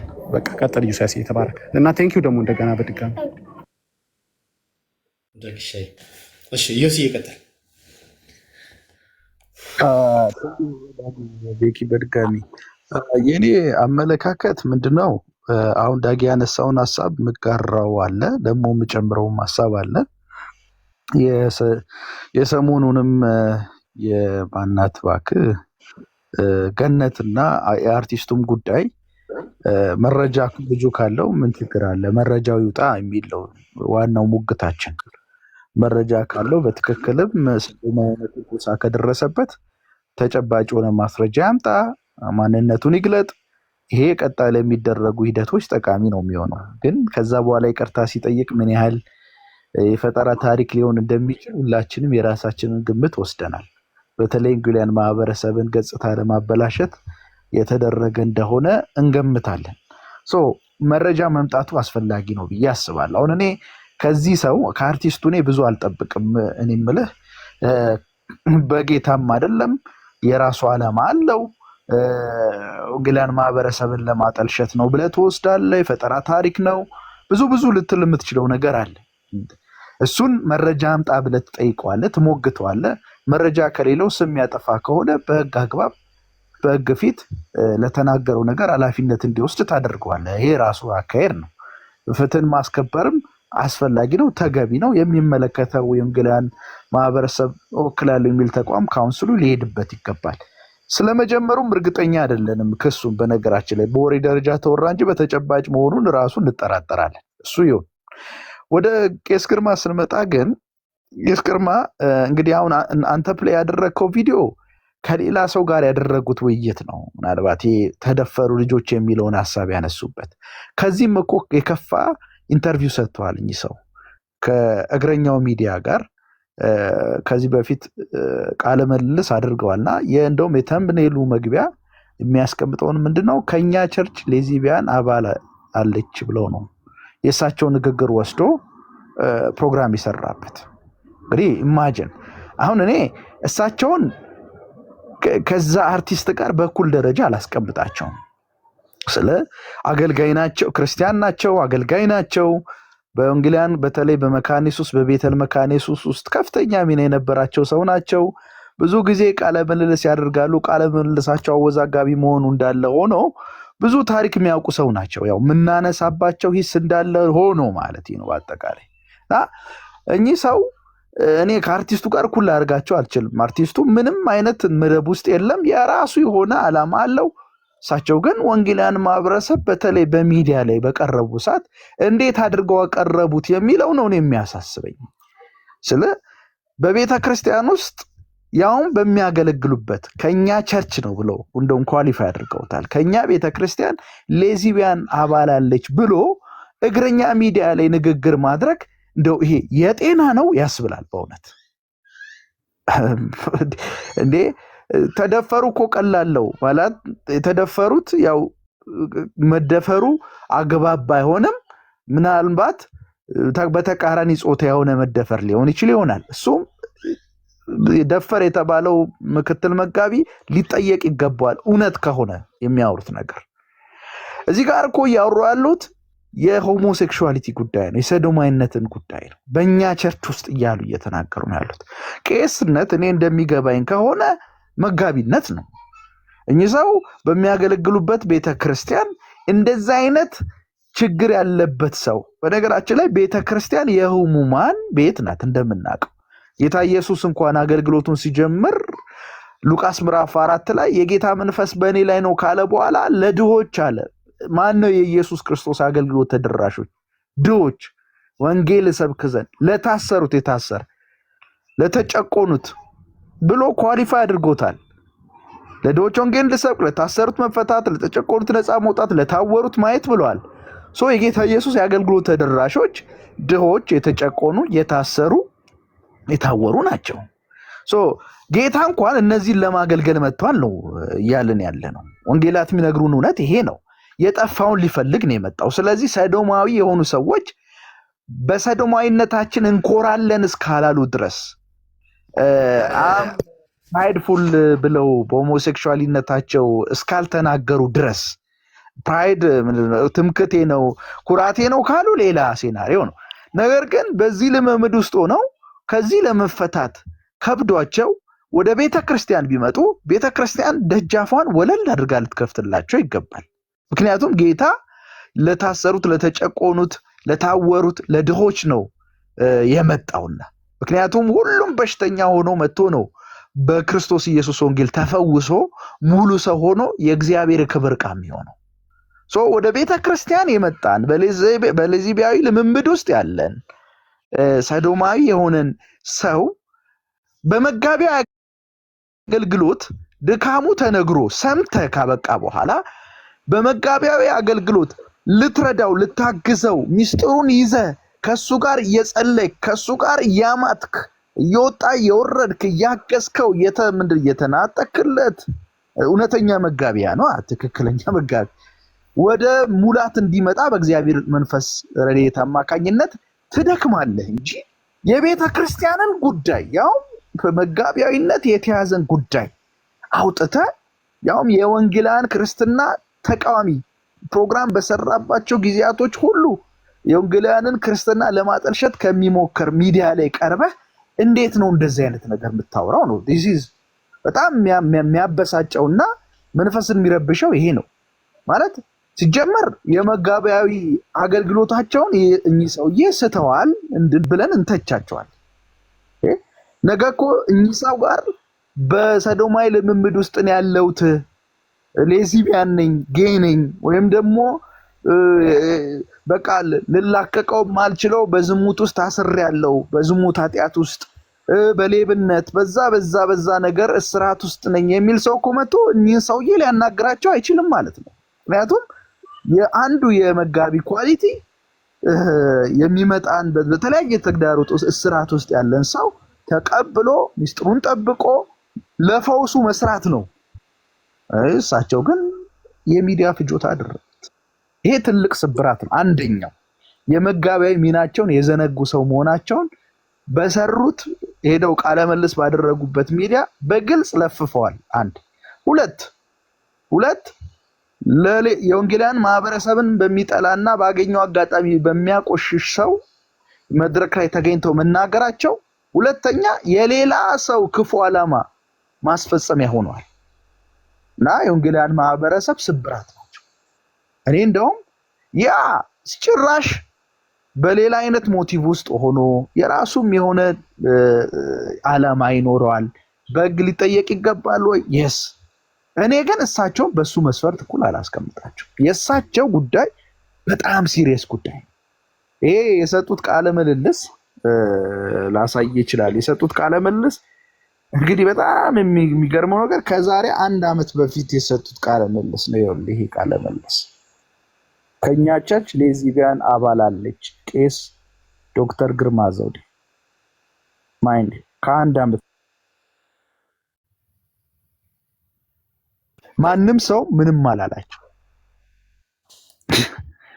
ማለት ሊያስቆጣን የሚገባ ጉዳይ ይሄ ይመስለኛል።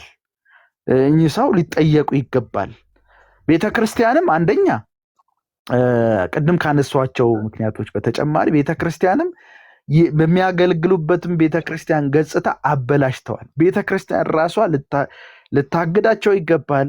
የሚገባቸውን ዲሲፕሊን እርምጃ ልትሰጣቸው ይገባል። ደግሞም ወጥተው የተናገሩት ከአንድ አጥቢያ ቤተክርስቲያን ከአንድ ቤተ እምነት ተሻግሮ ወንጌላውያን ማህበረሰብን መልክ የሚያበላሽ እንደመሆኑ መጠን ካውንስሉም በዚህ ጉዳይ ላይ መልስ ሊሰጥበት ይገባል ብዬ ነው የማምነው። ሁለቱ በጣም በኩል ደረጃ የማይቀመጡ ናቸው።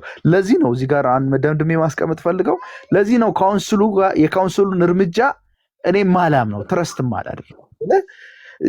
የዚህ የሰሞንኛው የአርቲስቱ ጉዳይ መሄዳቸው የሄዱበት መሆኑ ከሆነ የሄዱበት በእውነት ከሆነ መልካም ነው፣ ኪፕ ጎይንግ ነው ብለው። ነገር ግን ህዝቡ ከጮኸ በኋላ ነው ወደዚህ ነገር የመጡት። ጥሩ ነው መምጣታቸው። ምን ያህል በህዝብ ድምፅ እንደሚመጡ የምታውቀው ከ1 ዓመት በፊት የወንጌላውያን ማህበረሰብን ገጽታ በሚያበላሽ ሁኔታ እግረኛ ሚዲያ ላይ ቀርበው የተናገሩትን ቄስ ግርማ ዘውዴን ዝም ብሎ ተቀምጦ እዚህ ጋር እርምጃ ሲወስድ ከዚህ በላይ አባይ ሚዛን ደብል ስታንዳርድነት የለም። ይህን ነው ማለት ፈልገው። ያ ዮሲ ግን እንዳልከው ምን ያሁን ጥርጣሬ ሞር ነው ያደገው፣ በጣም ጨመረ። ስፔሻሊ ካውንስሉ ራሱ እነኚህ ግለሰቦች ላይ ክስ በመስረቱ አጠራጣሪ ነው። ዶክተር አንቶኒዮም ተብዬው በጣም ብዙዎች አሉ፣ በጣም ብዙዎች አሉ። አም ሶሪ በጣም ነው እኔ ሳስባቸው ራሱ ውስጤ በቁጣ ነው የሚሞላው። ባይ ዘ ዌይ የትኛው ለምሳሌ ከካውንስሉ የሚመለከተው ክፍል መጥቶ በዚህ ጉዳይ ላይ ክስ ስለመስረቱ መግለጫ የሰጠው ነገር የለም። አሁን ዝም ብሎ ሰው ሜይ ቢ ፋብሪኬትድ የሆነ ነገር ቢሆንስ፣ ሰዎች ከራሳቸው ፈጥረው ምናምን ነገር ካውንስሉ እንደዚህ አለ ብለው የሆነ ዜና ብቻ ተለቆ ቢሆንስ? እና እንዳልከውም እኔ ያስጥርጥር አምሶር እኔም ጥርጣሬ ሞር እንትን ብሎኛል። መጀመሪያ የሚጠራጥርኩ ነበረ፣ አሁን ደግሞ ሞር ከፍ አለ ማለት ነው። ስለዚህ ካውንስሉ ሜይ ቢ እዚህ ካላችሁ ከካውንስሉ አመራር አንዱ ወጥተው መግለጫ ሰጥተው ከሆነ ጋዜጣዊ መግለጫ ሰጥተው ከሆነ አሰሙን። ከዚያ እኛም በቃ ጥሩ ነው ጅምራችሁ፣ ግን ደግሞ እኚህንም ቄስ አንድ ላይ ደረባችሁ ክሰሷቸውና ሕግ ፊት አቅርቧቸው እንበልኛ መተን እና ዮሲ ያነሳው ነገር በጣም ነው የሚገርመው።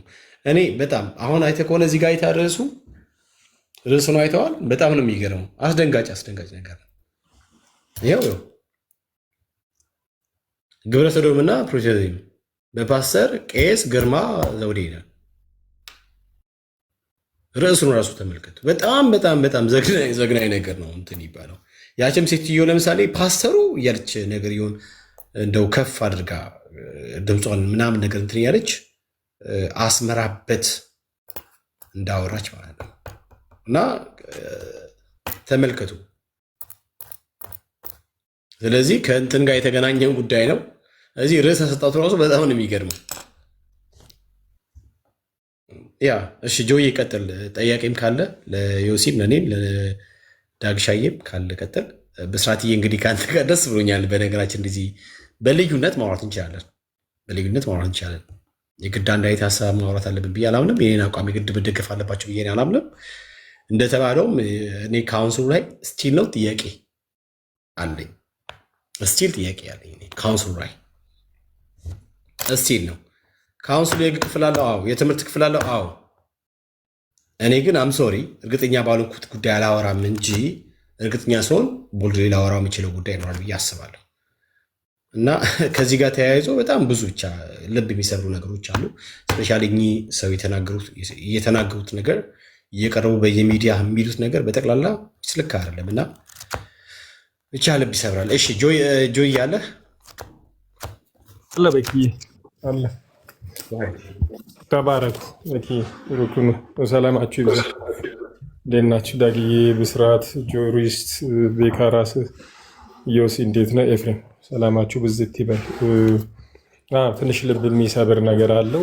ለምን የሚጋነን ኢንፍሌት የሚደረግ ነገር እየበዛ እንደገና ደግሞ ያው ወንጌል ጠላቶች መጠቀሚያ እየሆነ የበፊቶቹ እነ ተመስገን ዝም ሲባሉ እነ አሁን ቄስ ግርማ ዘውዴ ዝም ሲባሉ ሌሎች ደግሞ እየቀጠሉ በደም የተቀነባበረ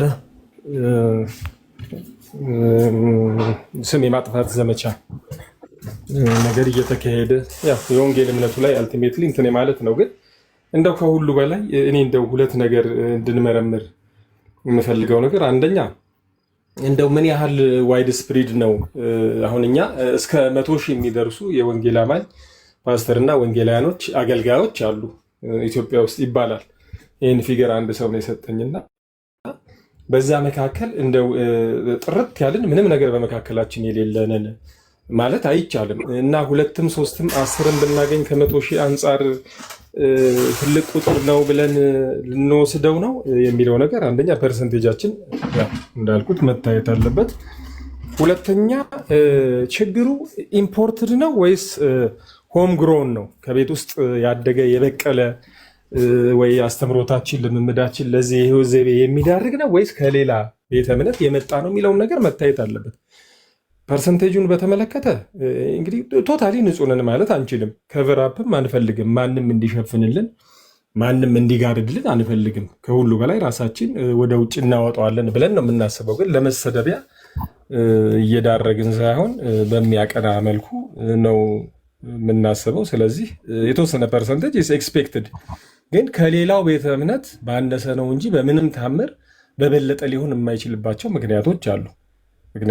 ይሄ ዘይቤያችን ለዓለማዊ ነገር፣ ለስካር፣ ለዘፈን፣ ለዝሙት፣ ለድረግ፣ ለሐሺሽ፣ በመጠጣት ጭፈራ ቤት ከማምሸት ምናምን ጋር በተያያዘ የህይወት ዘይቤያችን ለዛ እንትን አይዳርግም።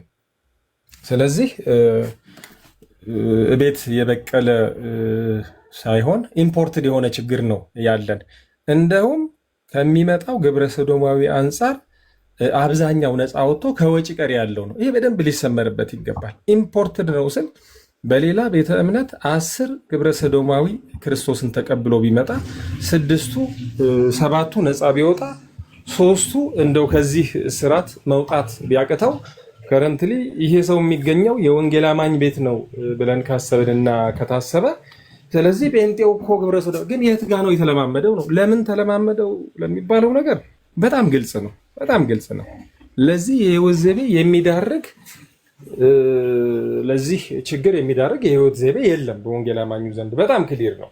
ለዚህ ነገር ሊዳረጉ የሚችሉ ነገሮች አንደኛ ስካር፣ በወንጌል አማኙ ዘንድ ስካር ዋይድ ስፕሪድ አይደለም፣ በጣም የተስፋፋ አይደለም። በጣም መጠጥ እየተጠጣ አይምሮ አይሳትም። ይህንን ያዙልኝ።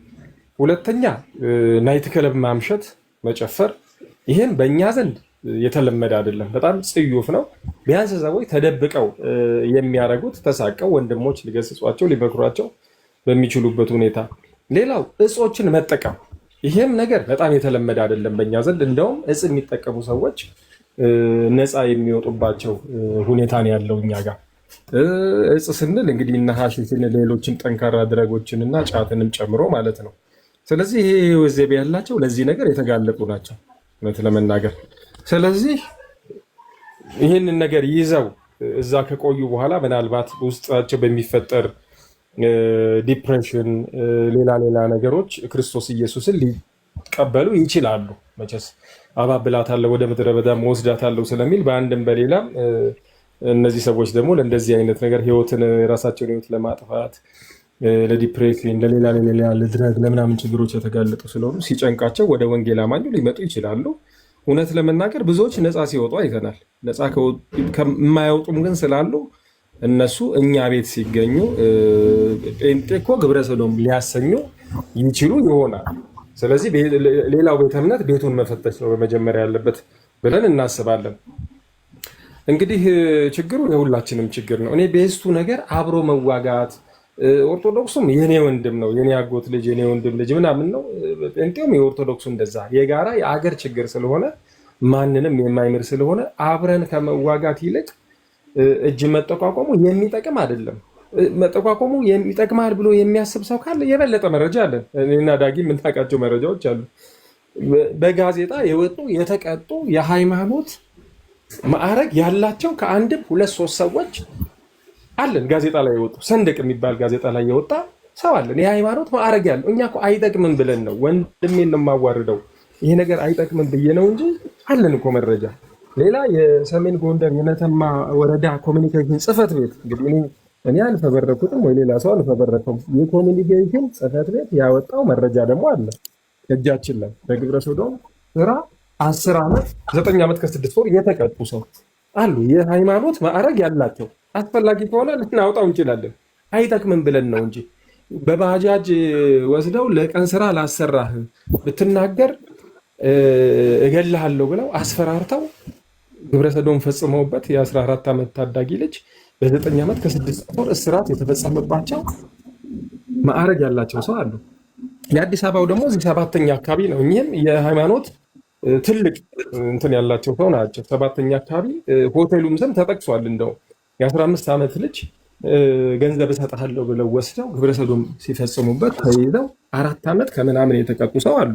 ሰንደቅ የሚባል ጋዜጣ ያወጣው ከዓመታት በፊት። አሁን ጋዜጣው ይኖር አይኖር አላውቅም። እንደዚህ አይነት መረጃ ይዘን ዊ ኬፕት ሳይለንት ዝም ብለን ቁጭ ብለናል። ለምን አይጠቅመ የእኛን ወንድሞች ነው የምናዋርደው። ግን አንዳንድ ጊዜ እኛ ዝም ስንል አይ እናራግበዋለን እንትን እንለዋለን ከሆነ የነ ዘመድኩን በቀለም እኮ መረጃ አለ። ዘመድኩን አለኝ እኔ ከፈለጋችሁ መረጃ ሰጣችኋለሁ። እንዳጊ ቤኪ በውስጥ ልክልሃለሁ። አባቶች እየጠቀሰ እንዲህ አይነት እንዲህ ሉጢ አባቶች እያለ በስም ሁሉ ሜንሽን እያደረገ እንግዲህ ዘመድኩንን እናምነዋለን አናምነውም ሌላ ነገር ነው። እሱ ሊጠቀምበት የፈለገው ሲናደድ ምናምን የሚያወጣው መረጃ ነው። ግን መረጃ ልጁ ደግሞ አያገኝም አንልም። ስለዚህ በሺ መረጃ አለን። ስለዚህ እንደዚህ አይነት ነገር ውስጥ ባንገባ ነው የሚጠቅመን። ከገባን ተጎጂ የሚሆኑት እነሱ ናቸው።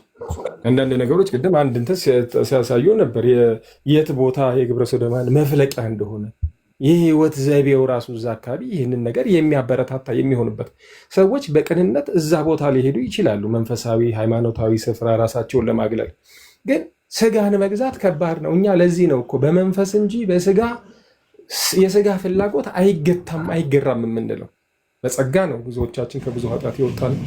ስለዚህ ያንን ነገር መቋቋም ባቃታቸው ጊዜ ቅኖች ይኖራሉ፣ እንደዚህ አይነት ነገር ያልተለማመዱ። ግን ልምምዱ ግን በስፋት ነው በሴቶችም በወንዶችም አካባቢ። ይህንን እዛ ሄደው የመጡ እዛ የሚኖሩ ሰዎች በደንብ ይነግሩናል። እና አንተነኳኮስ ነው እኛ ከሁሉ የምንለው፣ አብረን እንዋጋው። ካውንስሉን በተመለከተ እንግዲህ ቅድም አንዳንድ ነገር ተብሏል። የህግ ዲፓርትመንት ይኖረዋል ብዬ አልገምትም። ትንሽ ዊክ ስለሆነ ኢንፋንት ስለሆነ ገና 5-6 ዓመቱ ነው ከተቋቋመ። ፋይናንሻልም አቅም ብዙ ስለሌለው የህግ ባለሙያ ቀጥሮ በዲፓርትመንት ደረጃ 4-5 ሰው ጠበቆችን ጨምሮ ይዞ ደሞዝ እየከፈለ አበል የትራንስፖርት የምናምን ብሎ እነሱን ማስተዳደር ላይችል ይችላል፣ የገንዘብ አቅሙ ውስን ስለሆነ። ግን እንደው ፍሪላንስ እንትኖች ሊያገለግሉ የሚችሉ በጣም ቅን ታማኝ የህግ ሰዎች ደግሞ የሉም ማለት አይደለም። ጥሪ ቢያደርጉ በጣም ኬፔብል የሆኑ የህግ ባለሙያዎች ስላሉ እነሱን ጠይቆ በእነሱ አበል እየሰጡ እየከፈሉ ምን እያሉ በእነሱ ማከራከር የሚቻልበት ነገር አለ። ስለዚህ ይህንን ነገር መጠቀም ነው። እኛ ከእንደዚህ አይነት ነገር ነፃ ነን። ኢምፖርትድ የሆነ ነገር ነው ያስቸገረን። ስለዚህ የሌሎቹ ቤት ከታከመ ክርስቶስን ከተቀበለው ከታከመ ይሄ ችግር እኛም ቤት አይገኝም ማለት ነው። ስለዚህ ከሌላ ቤት መጥቶ እኛ ጋር የሚጠራቀም የግብረ ሶዶማዊነት ነገር የኛ ችግር ተደርጎ መታየት የለበትም እላለሁ። በመጨረሻ ይሄን ነገር አስፈላጊ ከሆነ በምስራቅ አውሮፓ ኦርቶዶክስ አብያተ ክርስቲያናት ለምሳሌ ጉግል ላይ አርሜኒያን ኦርቶዶክስ የፕሪስትስ ካላንደር የሚል ነገር ጉግል ብታደረጉ ፕሪስቶቹ እዛ ያሉት ግብረ ሰዶማውያን ፕሪስቶች ካላንደር በየዓመቱ ያሳትማሉ። ፖዚንግ ፎር ኒውዲቲ ምናምን የሚል ነገር አለ። ራሳቸውን ራቁታቸውን ተቃቅፈው ምናምን ወንዶቹ የግብረ ሶዶማውያን አገልጋዮች የምስራቅ ኦርቶዶክስ የአርሜኒያ ኦርቶዶክስ በተለይ እንትን እያሉ ለካላንደር በየዓመቱ የሚያሳትሙበት ሁኔታ አለ እና ኦርቶዶክስም ምስራቅም ኦሪየንታልም አካባቢ እንዲህ አይነት ነገር የለም ማለት አይቻልም። የውጭ እናምጣ ከተባለ አንዳንደኛ ጋር የውጭም ስለሚጠቀስና አስፈላጊ ከሆነ አንዳንድ ነገሮች በውስጥም መቀባበል እንችላለን። ግን ከዚህ ነገር እንደ ሁላችንም ብንታቀብና አብረን ፋይት ብናደረግ የሚል ምክር ለመስጠት ነው። ተባረኩ። ተባረክ ጆዬ። የህግ ክፍል እንዳለው ዮሲዬም መረጃ እየሰጠ ነው። ዮሲዬ ከፍታ አብራ የህግ ክፍል አለው፣ የትምህርት ክፍልም አለው። እኔ እስከማውቀው ድረስ ዮሲዬ መቀጠል ትችላለህ። ያ አጆ ምናልባት በቅርበት አላወቀው ይሆናል እንጂ እኔም በቅርበት ማውቃቸው የህግ ክፍል ላይ በቋሚነት የሚሰሩ የህግ አማካሪዎችም ኦፊሰሮች አሉ በካውንስሉ ስር። ከዛ በተጨማሪ ይሄንን ጉዳይ ለማስፈጸም የሚያስችል የገንዘብ እጥረት ገጥሞታል ብሎ ለመውሰድ እውነት ለመናገር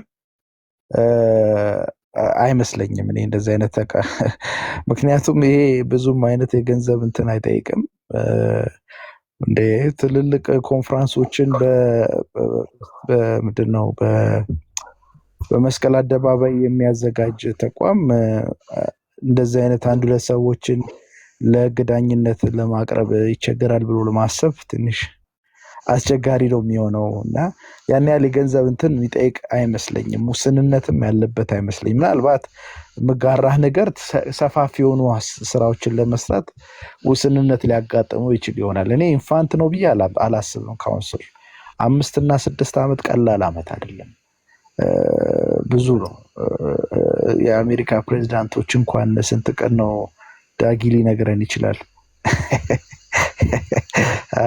ጊዜ የሚሰጣቸው ጊዜ ውስን ነው። ወርክአውት አድርጋለሁ አያደርጉም የሚለውን ለማየት ሰውን እንኳን ስትቀጥረው እኮ 2 ወር 3 ወር ምናምን ታየዋለህ ቅጥር ላይ። ይሄ እኮ ሞር ዛን 5 years ቀላል ነው እንዴ? ሁለተኛ ነገር በአባልነት የያዛቸው ሰዎች የሚያዋጡት ገንዘብ እንዲሁ በቀላሉ የሚታይም ነው ብሎ መውሰድ አይቻልም። ስለ ኢንተርናሽናል ከሆኑ ተቋማት ጋርም ባለው ግንኙነት የሚያገኛቸው ገንዘቦች ሊኖሩት ይችላሉ። አሁን እኔ እንዲህ ብዬ ዴፊኒትሊ መናገር አልችልም፣ ግን ይሄ ጉዳይ ለማስፈጸም ግን በእርግጠኝነት ማውራት የሚችለው የገንዘብ ውስንነት አለው ብሎ ማሰብ የሚቻል አይመስልም። ይህንን ለማስፈጸም ግዴታውም ጭምር ነው፣ ስራውም ጭምር ነው። ምክንያቱም የወከለው ህዝብ ከ31 እና ከ32 ሚሊዮን በላይ ነው። አሁን ባለው እንደውም የህዝብና የቤት ቆጠራ ቢሰላ ከዛም በላይ ልንሆን እንደምንችል ነው ብዙ ቁጥሮች የሚያመላክቱት፣ ብዙ መላምቶች የሚያመላክቱት። ትልቅ ተቋም ወክሎ ይህንን የሚያክል ማህበረሰብ ወክሎ ይህን ጉዳይ ለማስፈጸም ይሳነዋል ብሎ መውሰድ አስቸጋሪ ነው የሚሆነው። እኔ የሚታየኝ የውስንነት ችግር ሳይሆን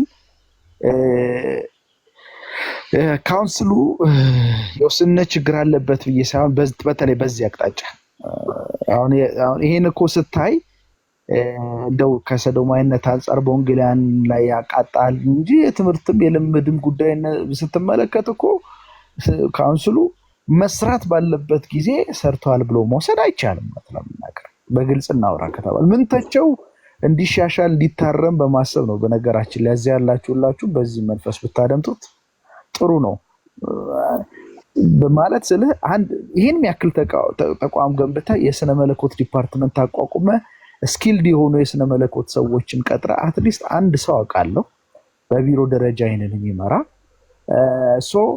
በሚዲያ ላይ የሚደረጉ ስብከቶች፣ ትምህርቶች፣ ልምምዶችን ኮንሽስሊ በንቃት እየተከታተለ እየገመገመ ከአማድ 7ቱ አማድ አስተምሮቶች ተብሎ ከተስማሙባቸው የካውንስሉ የእምነት መመስረቻ አንቀጾች አንጻር እየገመገመ ሲወጣ ከዛ ከአማድ አስተምሮ አንጻር የሚለቀቅ ማለት ያፈነገጠ ስብከት ትምህርት ልምምድ ያለው አባል ካለ በዛ መሰረት እየቀደመ እርምት ሲሰጥ አታይ።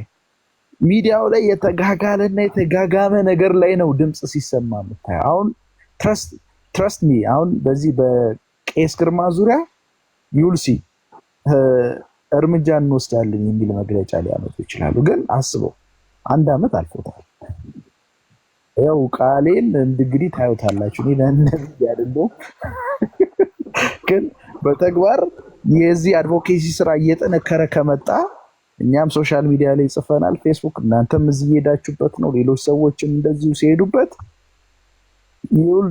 ዩል ሲ ዳት እንደ አቋም ቄስ ግርማ እየሄዱበት ያለውን መንገድ በሚመለከት መግለጫ ይሰጣል። ይሄ በጣም መስጠቱን ቢሰጥ ክፋት የለውም፣ ጥሩ ነው። ግን ለምንድን ነው እየተገፋ መግለጫ የሚሰጠው? ነው ስራው አይደለም? በንቃት መከታተል የለበትም ነው የሚለው። ከዚህ በፊት ከነበሩ ትሬንዶች ተነስቼ ነው የማወራው። እንደው ሃስቲ ጀነራላይዜሽን አይደለም። ሚዲያ ላይ የሞቀ ጉዳይ ላይ ነው ውሳኔ ሲሰጥ ምናየው ነው። እንደዛ መሆን የለበትም። መቅደም አለበት፣ መፍጠን አለበት፣ መንቃት አለበት ብዬ ነው ማምነው። በቂ ያ ዮሲ ልክ ነህ። እንዳልከውም ነው። እኔ አንድ ጊዜ መሪው ማን ነው ተመሪው ማን ነው የሚል አይነት ጥያቄ ያስነሳብኛል። እና ሁል ጊዜ መሪው የሆነ ነገር ሲነሳ ከሰማው ነገር እየተነሳ ብቻ ከሆነ የሚመራው ከዛ ነገር መነሳት ብቻ ከሆነ እንትን የሚለው ውጭስ በጣም ነው እንትን የሚለው የሚያስታዝበው።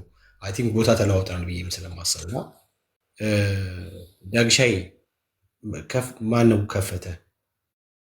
ማን ነው ከፈተ? አላወራ እንዳላወራ ነው።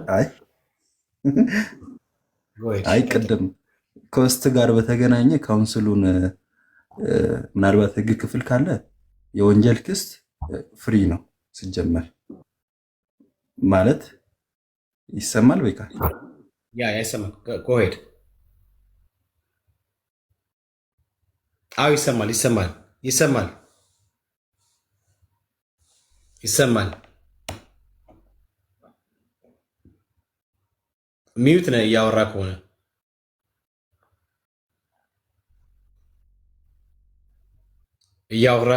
ሚዩት ነህ። እሺ ዳግሻይ አለ ቀጥል።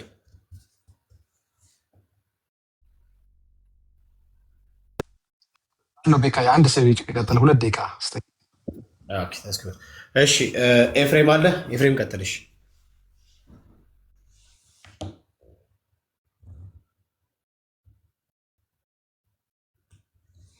እሺ የለህም አለ ቀጥል። አለሁ። በጣም የሚገርም ነው። ትናንትና ነው ያየሁት እና ብዙም አልከታተልም ሰማሁ እና ገረመኝና በእኛ ላይ ትንሹ ነገር ይበረታል። ያው እንግዲህ ሁለቱ ያቺ ጋዜጠኛውና አርቲስቱ ያቀረቡት ያው ህግ ክፍል መታየት አለበት ብዬ ተስፋ አድርገዋለሁ። አይቀርም ደግሞ እንዳላችሁትም ካውንስሉ ግን ያው በዚህ ነገር ላይ ያው እንግዲህ መንቀሳቀስ አለበት። ሌላው ቄስ ግርማ የሚባሉት በጣም አስቸጋሪ ሰው ናችሁ። እኔ ይቅርታ አድርጉኝ፣ ከቄስ ግርማ ሙስሊም ይሻላል። ሙስሊም እንደዚህ አወራም እንዴ! በጣም ያሳፍራል እኮ በእናታችሁ። እንደው ያልዳነ ሙስሊም እኮ እንደዚህ አወራም። ይከብዳል። የሚያወሩት ነገር ራሱ ብዙ ጊዜ ይከታተላለሁና አጸያፊ ነገር ነው በጣም የሚያወሩትና እኔ አሁን እንዴት የሚመናን እነዚህን ሰውዬ ቄስ ነው ብሎ ይከተላሉ ብዬ በጣም ጥያቄ አለብኝና እንዴት ነው እኚህን ሰውዬ የሚመናኖች የሚከተሉት? አንደኛ አዳም ኦሮሞ ነው ይላል ሲያሰኙ እና ማውራ ነገር እኮ የሚያወራ ነገር በጣም ከሱ ማንሽ ፖለቲካ ጨርሶ ፖለቲካ እንትን ውስጥ ቢገባ ይሻላል። ይህ ሰውዬ እንደው ይቅርታ አድርጉልኝ፣ እንደው በእውነት ክፉ አልናገርምና በጣም በጣም በጣም በጣም ጽንፍ የያዘ ሰውዬ ነው እና እንዲህ አይነት ሰው እኔ አይቼ አላውቅም። በእውነት ሲያሰኙ ብዙ ነገር ይቀባጥራል እና አሁን ይሄ ስለ እኛ ቤት እንደዚህ ብሎ ሲያወራ ትልቅ ሰው ነው። ከሱም እንደዚህ አይነት አይጠበቅም እና ከባድ ነው ቤኪዬ። እና ስለዚህ ቀጥሉበት። ያው እግዚአብሔር ደግሞ ከኛ ጋራ ነው።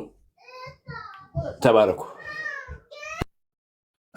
ያ ተባረክ ወንድማችን ኤፍዬ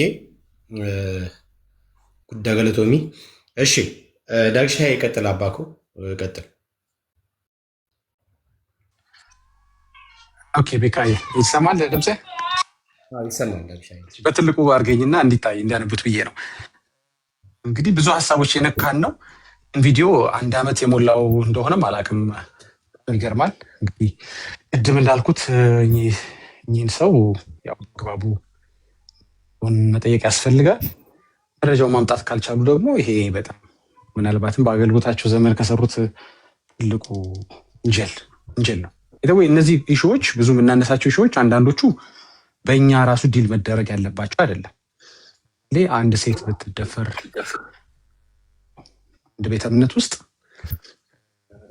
ሽማግሌዎች ግድ የለም ጉዳዩን እኛ አንድ እናደርገዋለን ማለት የሚችሉበት ጉዳይ አይደለም። የወንጀል ጉዳዮች የሚታዩት በህግ አካላቶች ናቸው። ባለፈው በነቢያቱ አንዳንድ ልምምዶች ዙሪያ ስናወራ እኛ ሳይሆን ህግ ሊገባበት የሚገባ የጥንቆላ፣ የዝርፊያ፣ የውሸት ተስፋ እየሰጡ የማምታታት ግልጽ ዘረፋዎችን ከመንፈሳዊ ነገሮች ውጭ መታየት ያለባቸው በህግ ነው፣ ዲል መደረግ ያለባቸው በህግ ነው ስንል እንደነበረው ሁሉ ልክ አንድ እህት በደል ቢደርስባት የሆኑ ሽማግሌዎች የሆኑ መሪዎች ሶኬኛ አንድል እናደርገዋለን ብለው ሊያስተባብሉ የሚችሉት ነገር አይደለም። ሰዎቹን ሊያስታርቁ ይችሉ ይሆናል፣ ግን በህግ የሚጠየቀው ነገር በህግ ይጠየቃል። ስለዚህ አሁን የደረሰበት ሌቭል ሰዎች እየወሰዱት ያሉት ሪስክ በህግ እስከሚያስጠይቃቸው ድረስ ያለ ሪስክ ነው። ዝም ብሎ ያስተምሩ የአንዳንድ በቃላት ያሉ አለመግባባቶች ምናምን ሳይሆኑ አልፎ በህግ የሚያስጠይቅ ደረጃ ድረስ ሰዎች ሪስክ መውሰድ ጀምረዋል። ይህን ደግሞ ያመጣው ምንድን ነው? ጠያቂነት በእኛ ቤተ እምነት ውስጥ ብዙ ስለማይታይ ነው። ሰዎች የፈለጉትን አድርገው ተጠያቂ አይሆኑም፣ ዋጋ አይከፍሉም፣ ዲሲፕሊን አይደረጉም። ያ የልብ ሰጥቷቸው በጣም ትክክል አይደለም። ስለዚህ ማናችንም ባለፍንበት የዲሲፕሊን መንገድ ሰዎች ማለፍ አለባቸው፣ መቀጣት አለባቸው፣ መማር አለባቸው፣ ለሌላው ትምህርት ሆኖ መቅረብ አለባቸው። እዛ ውጭ ያለው ደግሞ በህግ መጠየቅ አለበት ነው። ኦኬ ሌላኛው አውድ እየነካ ነው ደግሞ ያለው ምንድን ነው? እንግዲህ እያሰለጠን የሚልክ አካል አለ። ያው በተለይ የሚጠይቅ ስለሌለ እዛ ቤት ወንጌላውያን አማኞችን ቤት የፈለጋችሁትን ብትናገሩ በህግ የሚጠይቅ የሚከላከል አይደለም ብሎ ያሰበ አካል እንግዲህ ሰሞኑ እንዳየነው አይነት ኢንተርቪው ሰርቶ እንዲህ አይነት የሆነ ንግግር ይናገራል። ሆኖም ግን እያሰለጠን የሚልከው አካል ራሱን አይቷል ወይ ነው አሁን ጥያቄው። አይቷል ወይ? እኛ ጋር ያለው እንዲህ በድፍረት ለመናገር ያለ መረጃ ራሱ ጋር ያሉ አዲስ አበባ ያደረገውን የዩሳስን ቪዲዮ ስመለከት ጌርሳሜ ነው ሼር ያደረገኝ። በዚህ አጋጣሚ በጣም ተባረክ ወንድማችን፣ እንኳን አገኘሁት ያልኩት ቪዲዮ ነው። ምክንያቱም ንጹህ አድርጎ ይመሳል ዚፍ እንደው እንደ ሶስተኛ ዓለም ላይ እንዳለ ቤተ እምነት ሄልፕ እንደማያስፈልገው ራሳቸውን አድርገው ሄልፕ እንዳልተቀበል ራሳቸውን አድርገው የሳሉበት የተመኩበት ብዙ ንግግሮች ብዙ እንትኖችን በተለይ ቲክቶክ ላይ እንመለከታለን። ግን ብዙ እርዳታዎችን እንደሚቀበሉ በግልጽ ዮሴፍ ያስቀመጠውን ቪዲዮ ስመለከት አንዳንድ መጽሐፍቶችንም ደግሞ እንደዚህ በውስጥ ላኩልኝ ነበር። እነሱን ሳይ በጣም አባይ ሚዛን እንዳለ እዚህ ጋር የለጠፍኩላችሁ ስትመለከቱ የዲድስቅልያ ላይ አንቀጽ 20 197 ላይ የሚገኝ ነው። እንደ መጽሐፋቸው ከሆነ እኮ ጭራሽ አማኝ ካልሆኑ መቀበልም የለባቸውም እርዳታ ገንዘብ እንዳይቀበሉ ይናገራል ሲል እንደምታዩት ስለሆነ እኔ ጋር ይላል የመናፍቃንን እና የካህዲዎችን ጎዳና እንዳትቀበሉ ገንዘባቸውንም እንዳትወስዱ እነሆ እናዛችኋለን መብሉ ለእሳት የተገባ ነው እነሱም ጋር አትቀላቀሉ እግዚአብሔር ፊት የኃጢአተኞች መስዋዕት የሚያጸይፍ ርኩስ ነውና ወንድሞቼ ለነፍሳችሁ ረሃብ ጥቅም በመሆኑ ይህን ነገር ናችሁ ይላል እንግዲህ በግልጽ የመናፍቃንን ገንዘብ እንዳይቀበሉ እንደሆኑ ገንዘባቸውንም ወይም ደግሞ ለእሳት የተገባ እንደሆነ መብሉ ይናገራል በዚህ ጎን ደግሞ እንግዲህ የሚሰራውን አይታችኋል ቅድም ያቀረብነው ቪዲዮ ላይ እነዚህ ተራድኦ ድርጅቶች ጋር ያለውን ከተራድኦ ድርጅቶቹ የተስፋ ቃል አይደለም የሚቀበለው ቤተክርስቲያኒቷ የምትቀበለው የተስፋ ቃል ሳይሆን በግልጽ ገንዘብ ነው ሌላ ምንም አይደለም ገንዘብና ቁሳቁሶችን ነው የምትቀበለው እና በጣም አባይ ሚዛን አለ በጣም ያሉ ነገሮች አሉ የሉተርን ራሱን ማንነቱንና አገሩን እንዴት አድርገው እንደሚዘልፉ ታውቃላችሁ ባገኙት አጋጣሚ ሁሉ ጀርመን የተባለ ነገር በጣም ነው የሚያስጠላቸው ጀርመናዊ የሆነውም ሉተር በጣም ነው የሚያስጠላቸው ግን የሚያስጠላቸው ሉተር ነው እንጂ ገንዘቡ አይደለም የምታስጠላቸው ጀርመን ነች እንጂ ጀርመን ገንዘብ አያስጠላቸው ይህን ደግሞ በምን መመልከት ትችላላችሁ እዚህ ጋር ከቻልኩ ለጥፈዋለሁ ሁልጊዜም የምናወራበት ሀሳብ ስለሆነ ነው የኢትዮጵያ ኦርቶዶክስ ተዋሕዶ ቤተክርስቲያን ታሪክ ከልደተ ክርስቶስ እስከ 2000 ዓመተ ምህረት የሚለው መጽሐፋቸው ላይ ምናልባት ከቨሩን እዚህ ጋር አስቀምጠዋለሁ ተናግሬ ስጨርስ እዛ ላይ ገጽ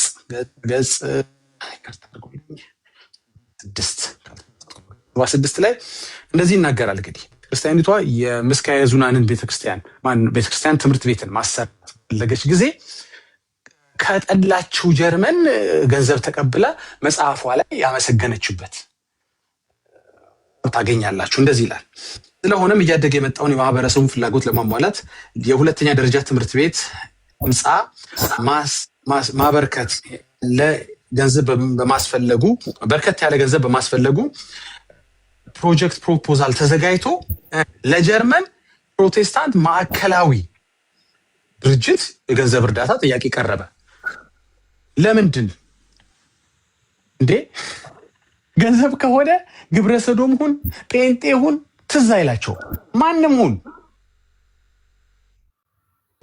ይሄ ስራ ለድነት አያምንም ብሎ የሚያስበውን ቤተ እምነት ገንዘብ ይጠይቁታል ስራ ለድነት እንደማንም ካወቃችሁ ታዲያ በቃ የማያጸድቀን ከሆነ አንስጣ ታዲያ በእናንተ ሎጂክ ማለት ነው እኛ እንሰጣለን ለነገሩ ያጸድቃል ብለን ስለማናስብ ያጸድቃልን ብለንም አስበን ስለማንሰጥ እንሰጣለን መስጠት አንዱ ከጌታ የተማርነው ከጌታ የተካፈልነው ባህሪ ስለሆነ ግን ስራ ለድነት ብሎ የማያምንን ቤተ እምነት ለምን ትጠይቀዋለህ ለምን ይሰጣል አይደለም አይደል እንዴ አያምንበትም አይደል ገንዘብ ከሆነ ማንም ሁን ይጠይቃል ይሄ ቤተ እምነት ማለት ነው ይሄ በጣም የአባይ ሚዛን አንዱ እንትን ነው ችግር ነው አባይ ሚዛን ያለው ተቋም ችግር ነው ቅድም ኢየሱስ በደም ነክቶታል ሲቀጥል ምን ይላል ድርጅቱም ጥያቄውን በቀና መንፈስ ተቀብሎ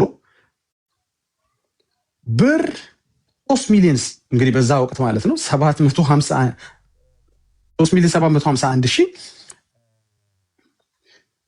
በጣም የታጠፈ ፔጅ ስለሆነ ነው በዚህ ገንዘብ ሁለተኛ ደረጃ ትምህርት ቤት ይላል ለጥፈዋለች ስለዚህ ገዳሙ በአሁኑ ጊዜ ከመዋለ ህጻናት ምናምን ያለ ሀሳቡ ይቀጥላል ምንድነው አሁን እየነገርኳቸው ያለሁት ነገር አንደኛ የሚተቸው አካል ራሱን ማየት ቀደም እንዳለው ግለሂስ መስራት የነበረበት ቤተ እምነት ነው ግለሰብም ይሁን ቤተ እምነትም ይሁን ከመናገሩ በፊት እኔ እዛ ውስጥ ነኝ ብሎ ማየት አለበት የመጀመሪያ ነገር በፈለገው መንገድ ማንም ሁን ገንዘብህን እስካመጣህ ድረስ ተቀብሎ ከዛ ግን አንተነትህን ማንቋሸሽ የማይሆን ነገር ነው እና ይሄ በጣም እንደ መጽሐፋችሁም ገንዘብ እንዳትቀበሉ እንደሚለው እንደ ዲድስቅልያም ለመጽሐፋችሁም ለራሳችሁም ነገር ተገዥ እንዳልሆናችሁ በብር ከመጣባችሁ የማይሻር መጽሐፍ የማይሻል አስተምሮ እንደሌላችሁ ያያል ምንም ቢሆን ሽራችሁ የምትፈልጉትን ነገር አቴን ማድረግ እንደምትፈልጉ የምትፈልጉትን ዓላማ ያያል ሌላው ደግሞ በሌላ ጎን ደግሞ እጠለዋለሁ ጀርመን ነው ፕሮቴስታንት ነው ሉተር ነው ስትንቀው ከነበረው ሀገር ደግሞ ራስ ጥያቄ አቅርበህ ገንዘብ ትቀበላለህ። ኤኒዌይስ ትኩረቱ ምንድን ነው ልናደርግ የፈለግነው ቱ ዲስ ሌቭል የምትሄዱበት ርቀት ካለ ራሳችሁን ብትፈትሹ፣ ግለሰቦችን ከሆናችሁ መረጃ ብታቀርቡ፣ ክስ ስትከሱ ወደ ፍርድ ቤት የሄድ ጉዳይ ቢሄድ መረጃ መጠየቃችሁ እዚህ ከመናገራችሁ በፊት ናገራችሁ በኋላ ከምታስቡ እንግዲህ የሚቀጥለውን የመረጃ እያሳየው የሚቀጥል ሰው ካለ እኔ ከተናገሩ እስካሁን ድረስ ለመረጃ ስላወራው እኔ መረጃ ማላቀርብ መረጃ መጠየቅ ብቻ ከሆንኩ ትንሽ እኔም ራሴ የሚዛነት ይኖርብኛል ማለት ነው። ቴንክ ዩ። እሺ ጆይ ይቀጥል። ሰው ያልከው ወንድም ወይም እህት አላቅም ኢቨን እንኳን ራስን ሸፍነ ለውጠ በሰው ምናምን ነገር በራስ አይዴንቲቲ ካልመጠራ ሰው አንተ ራሱ ነገርየው እንደሆንክ እንጠራጠር ያደርገናል። በእርግጥ ሀቅ ሲወራ ማለት ነው። እዚህ ጋር ግብረ ሰዶማውያን የሚደግፍ ማንም የለም። ሲጀመር የተቃወምን ነው፣ ወደፊት ምንም የምንቃወመው ቢኮዝ እኛ ክርስቲያኖች ስለሆነ ማለት ነው። እና ብሮዬ መጀመሪያ በራስ ማንነት ነው። አሁን ብዙ ጊዜ ማንነታቸው የሚደብቁ ሰዎች ከጀርባቸው አንዳች ነገር ያለባቸው ሰዎች ብቻ ናቸው።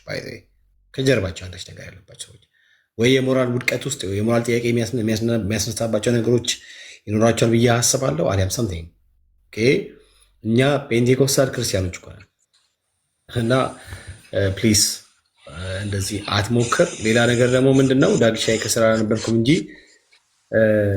ፈለገ ያለው ነገር አለ። የምንለያየው በክርስቶስ እንጂ በገንዘብ እኮ አይደለም ማለት ሰምተዋል። የምንለያየው በክርስቶስ እንጂ በገንዘብ አይደለም ማለት ስታወራ ምን ማለት ነው? አልገባኝም። ፈለገ አጥናቴዎስ ነው ያለው እንጂ ምንለያየው በክርስቶስ እንጂ በገንዘብ አይደለም። ኦኬ ኦኬ። የምንለያየው እንደዚህ እንዲህ ግልጽ ካደረጉት እኮ ገብቷል አይደለ? ያ ማለት ምን የምንፈልገው እንዲያውቀው ነው፣ ህዝቡ እንዲያውቀው ነው። ገባህ አይደለ? በዚህ በኩል ገንዘብ የተቀበለ በዚህ በኩል በትምህርት እለያያለሁ የሚል ነው። ገንዘብ የሰጠህ እኮ ትምህርትን እንድትለውጥ ነው እኮ። አንተ በትምህርት እለያያለሁ ገንዘቡን እቀበላለሁ ብትልም መጀመሪያ እሱ ገንዘቡን የሰጠ ለምንድን ነው ነው? በጣም አይን ውሃ አምሮት ነው? በጣም ያንተ ፍቅር አድሮበት ነው? አይደለም እኮ። ገንዘቡን የሰጠህ ትምህርትህን እንድትለውጥ እኮ ነው። ስለዚህ በትምህርት እለያያለሁ ገንዘብ ብቻ ነው የተቀበልኩት ብሎ ነገር የለም እኮ። እኛ ወንጌል አማኞች እንደዚህ አይነት ነገሮችን እኛ ቤት ውስጥ የምንቃወመው ለምንድን ነው? ዛሬ ገንዘብ ሰጥተው በእርዳታ ልብ የመጡ ይመስላሉ እንጂ ሀሳባቸው መጨረሻ ላይ ግብረ ሰዶማዊነትን ማስረጽ ነው። ይሄን ትምህርት ይሄን ልምምድ ለማስገባት ነው እንጂ እውነት ብራቸውን የመበተን ልዩ ፍቅር አድሮባቸው አይደለም። ስለዚህ ከመረቁ ወስጄ ከእንትኑ የሚባል ነገር የለም። ከተነካካ ተነካክታል። በመጀመሪያ ነገር በምንም ጉዳይ ከነዚህ አካላት ጋር መነካካት በራሱ እንደ ቤተ እምነት አሳፋሪ ነው። ግን እንዲህ ማመን መጀመራችሁ ጥሩ ነው። እንደዛ ብሎ ከሆነ እንግዲህ በጣም ይገርማል። አዲሳም በእርግጥ በአፉም ተናግሮታል። ስለዚህ ዋናው ነገር መሸም አደረም ዋለም ምንድን ነው የምንተማመነው ነገር ንክኪነት አላችሁ ወይ ስትባሉ የለንም ማለት አትችሉ። አይበንትን ነው አይበንትን ነው የሚባል ነገር የለም። በንትን ተነካካ የሚባል ነገር የለም። ከግብረ ሰዶማዊነት ጋር በንትን ከሆነ ተነካካ የሚል ነገር የለም። ለምን? ይኸው ዲዲስክ ላይ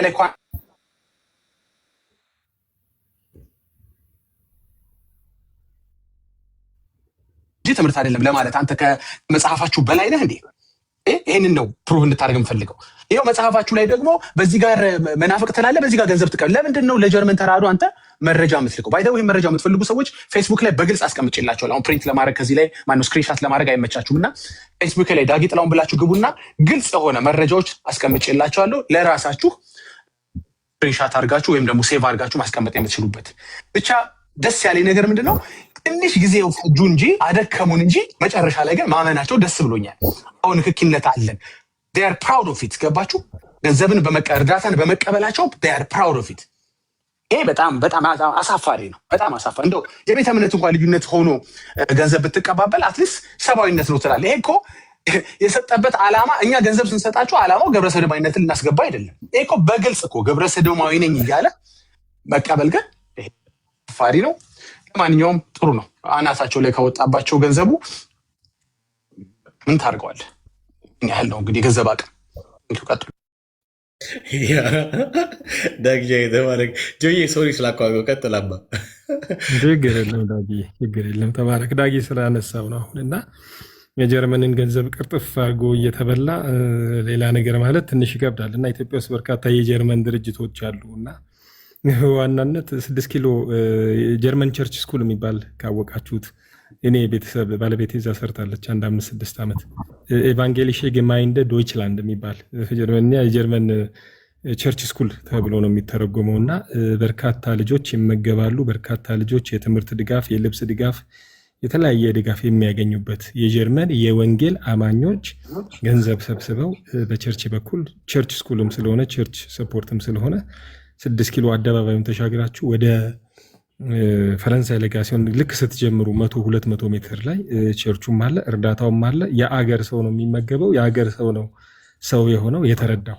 ክር በጥሱ ሲሉ አልሰማንም፣ ግን በጎነትም መኖር ስላለበት እንግዲህ እኛ የወንጌል አማኞች ድንበርም ዘለን ሰዎችን እንረዳለን። ሌላው ዶይቼ ሁንገር ሂልፈ የሚባል የጀርመን የምግብ እርዳታ ወይም የረሃብ እርዳታ የሚባልም እንትን አለ። በርካታ በረሃብ የተጠቁ አካባቢዎችንም ይረዳል። ዶይቼ ብሊንደን ዲንስት የሚባልም አለ። የጀርመን የአይነ ስውሮች እርዳታ አለ። በርካታ አይነ ስውራንን ይረዳል። ከሁሉ በላይ ግን ጂአይዜድ የሚባለው ወይም ጂትዜድ ተብሎ ይጠራ የነበረው በቴክኒክ እና ሙያ፣ በፎረስተሪ ላይ፣ በሲቪል ፒስ፣ በጀንደር በርካታ ስራዎችን በርካታ 100 ሚሊዮኖች ዩሮ እያወጣ የሚደግፍ እንግዲህ የጀርመን በተለይ እንግዲህ ኢቫንጀሊካል ሲሆኑ ታክስ ፔየርስ ከሚከፍሉ ገንዘብ ላይ የመጣ ነው። ጀርመን ወደ 2% የሚሆን ከጂዲፒዋ ለልማት እርዳታ መድባ ነው ሶስተኛው ዓለም ያሉ ሀገሮችን የምትረዳውና የሉተርን ብር ቅርጥፍ አድርጎ እየበሉ ሉተር እንዲህ ነው እንዲያ ነው የሚባል ነገር ትንሽ ይከብዳልና በዋናነት ራስን መመርመር፣ አኗኗርን መመርመር፣ አምልኮን መመርመር፣ ትምህርትን መመርመር እንዲህ አይነት ነገር ጥሩ ነው። እኔ እንደው አንዳንድ ነገሮች ገፍተን እንደው እንዳንሄድ እያልኩ ነው እንጂ በርካታ ብሂሎች እንኳን አባባሎች እንኳን ንግግሮች እንኳን እየሰማን ያደግናቸው እዛ ቤት ምን እንዳለ እኮ የሚጠቁሙ ነው እኮ። እውነት ለመናገር የሰውነት ክፍል አንድ የሰውነት ክፍል ተጠቅሶ ምዕመናን ሁሉ ተብሎ ያ የሰውነት ክፍል ተጠቅሶ ወደ ግርግዳ ምናምን እየተባለ የሚነገር ነገር ከልጅነታችን ጀምሮ ሰምተን ያደግነው ነው። ይሄ እኮ ብሂል እኮ ነው።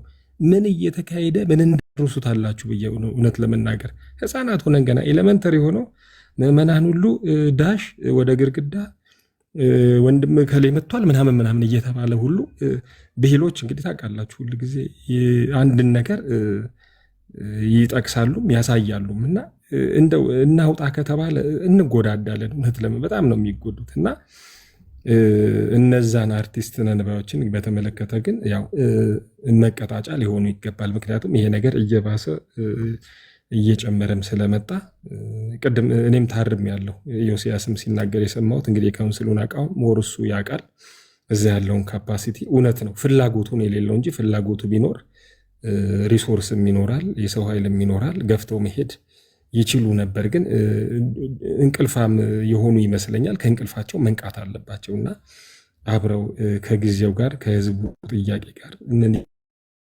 እየተካሄደ እንዳለ ወንጌል አማኙ ላይ የሚደረገውን ዘመቻ ሁሉ እየመረመሩ እንግዲህ የስጋንም በስጋ አንዳንዴ እንትን የምንልበት ነገር አለ። መጽሐፍ ቅዱስ በነገራችን ላይ ሮሜ 13 መሰለኝ ህግ እና ንጉስ መንግስት ያለው የተቋቋመው ፈንክሽን የሚያደርገው ህገ ወጥ ሰዎች ካሉ ለመቅጣት ነው። በህግ መሄድ ያለብንን ነገር በህግ እንሄዳለን፣ መቀጣት አለባቸው። ሁለተኛ ያለ መረጃ ማንም ምንም እንዳይናገር ሳይለንስድ መሆን አለባቸው። ከዛ በተረፈ እኛ ከቨራፕ አላረግንም አናረግንም። ሁልጊዜም እንደምንለው ችግር የትኛውን ቤተ እምነት ይኖራል። ማንጋ ብዙ አለ፣ ማንጋ ትንሽ አለ፣ ማን ያመርታል፣ ማን ያስተካክላል የሚለው ነገር እኔ አሁን በደንብ እንዲሰመርበት የምፈልገው በቸርቾችም አገልግሎት አካባቢም የምመለከተው ነገር እንደዚህ አይነት ልምምድ ያላቸው ከሌላ ቤተ እምነት መጥተው ጌታን ይቀበላሉ። ብዙዎቹ ነፃ ይወጣሉ፣ አንዳንዶቹ ግን ላይወጡ ይችላሉ። የዛ ላይፍ ስታይል ውስጥ ተመልሰው በመጨመር ዊሊንግነስ ባለመኖር። ስለዚህ ሰው ሲያቸው እኛ ቤተ እምነት ውስጥ ያለ ነው፣ ግን ኢምፖርትድ ነው። በጣም አስምሩበት። ኢምፖርት ኤክስፖርት የሚባል ነገር የማያውቅ የለም።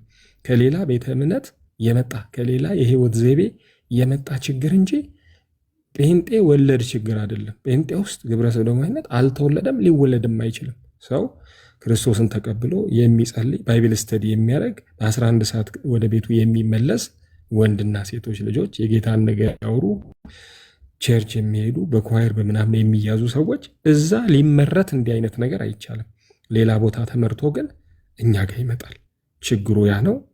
እግዚአብሔር ደግሞ ይቀርፈዋል። ስማችንን የሚያጠፉ ግን ስርዓት የሚይዙበት ነገር ያው እኛም ካውንስሉን ባለን ኮንታክቱ ሉፖሽ እናደርጋለን።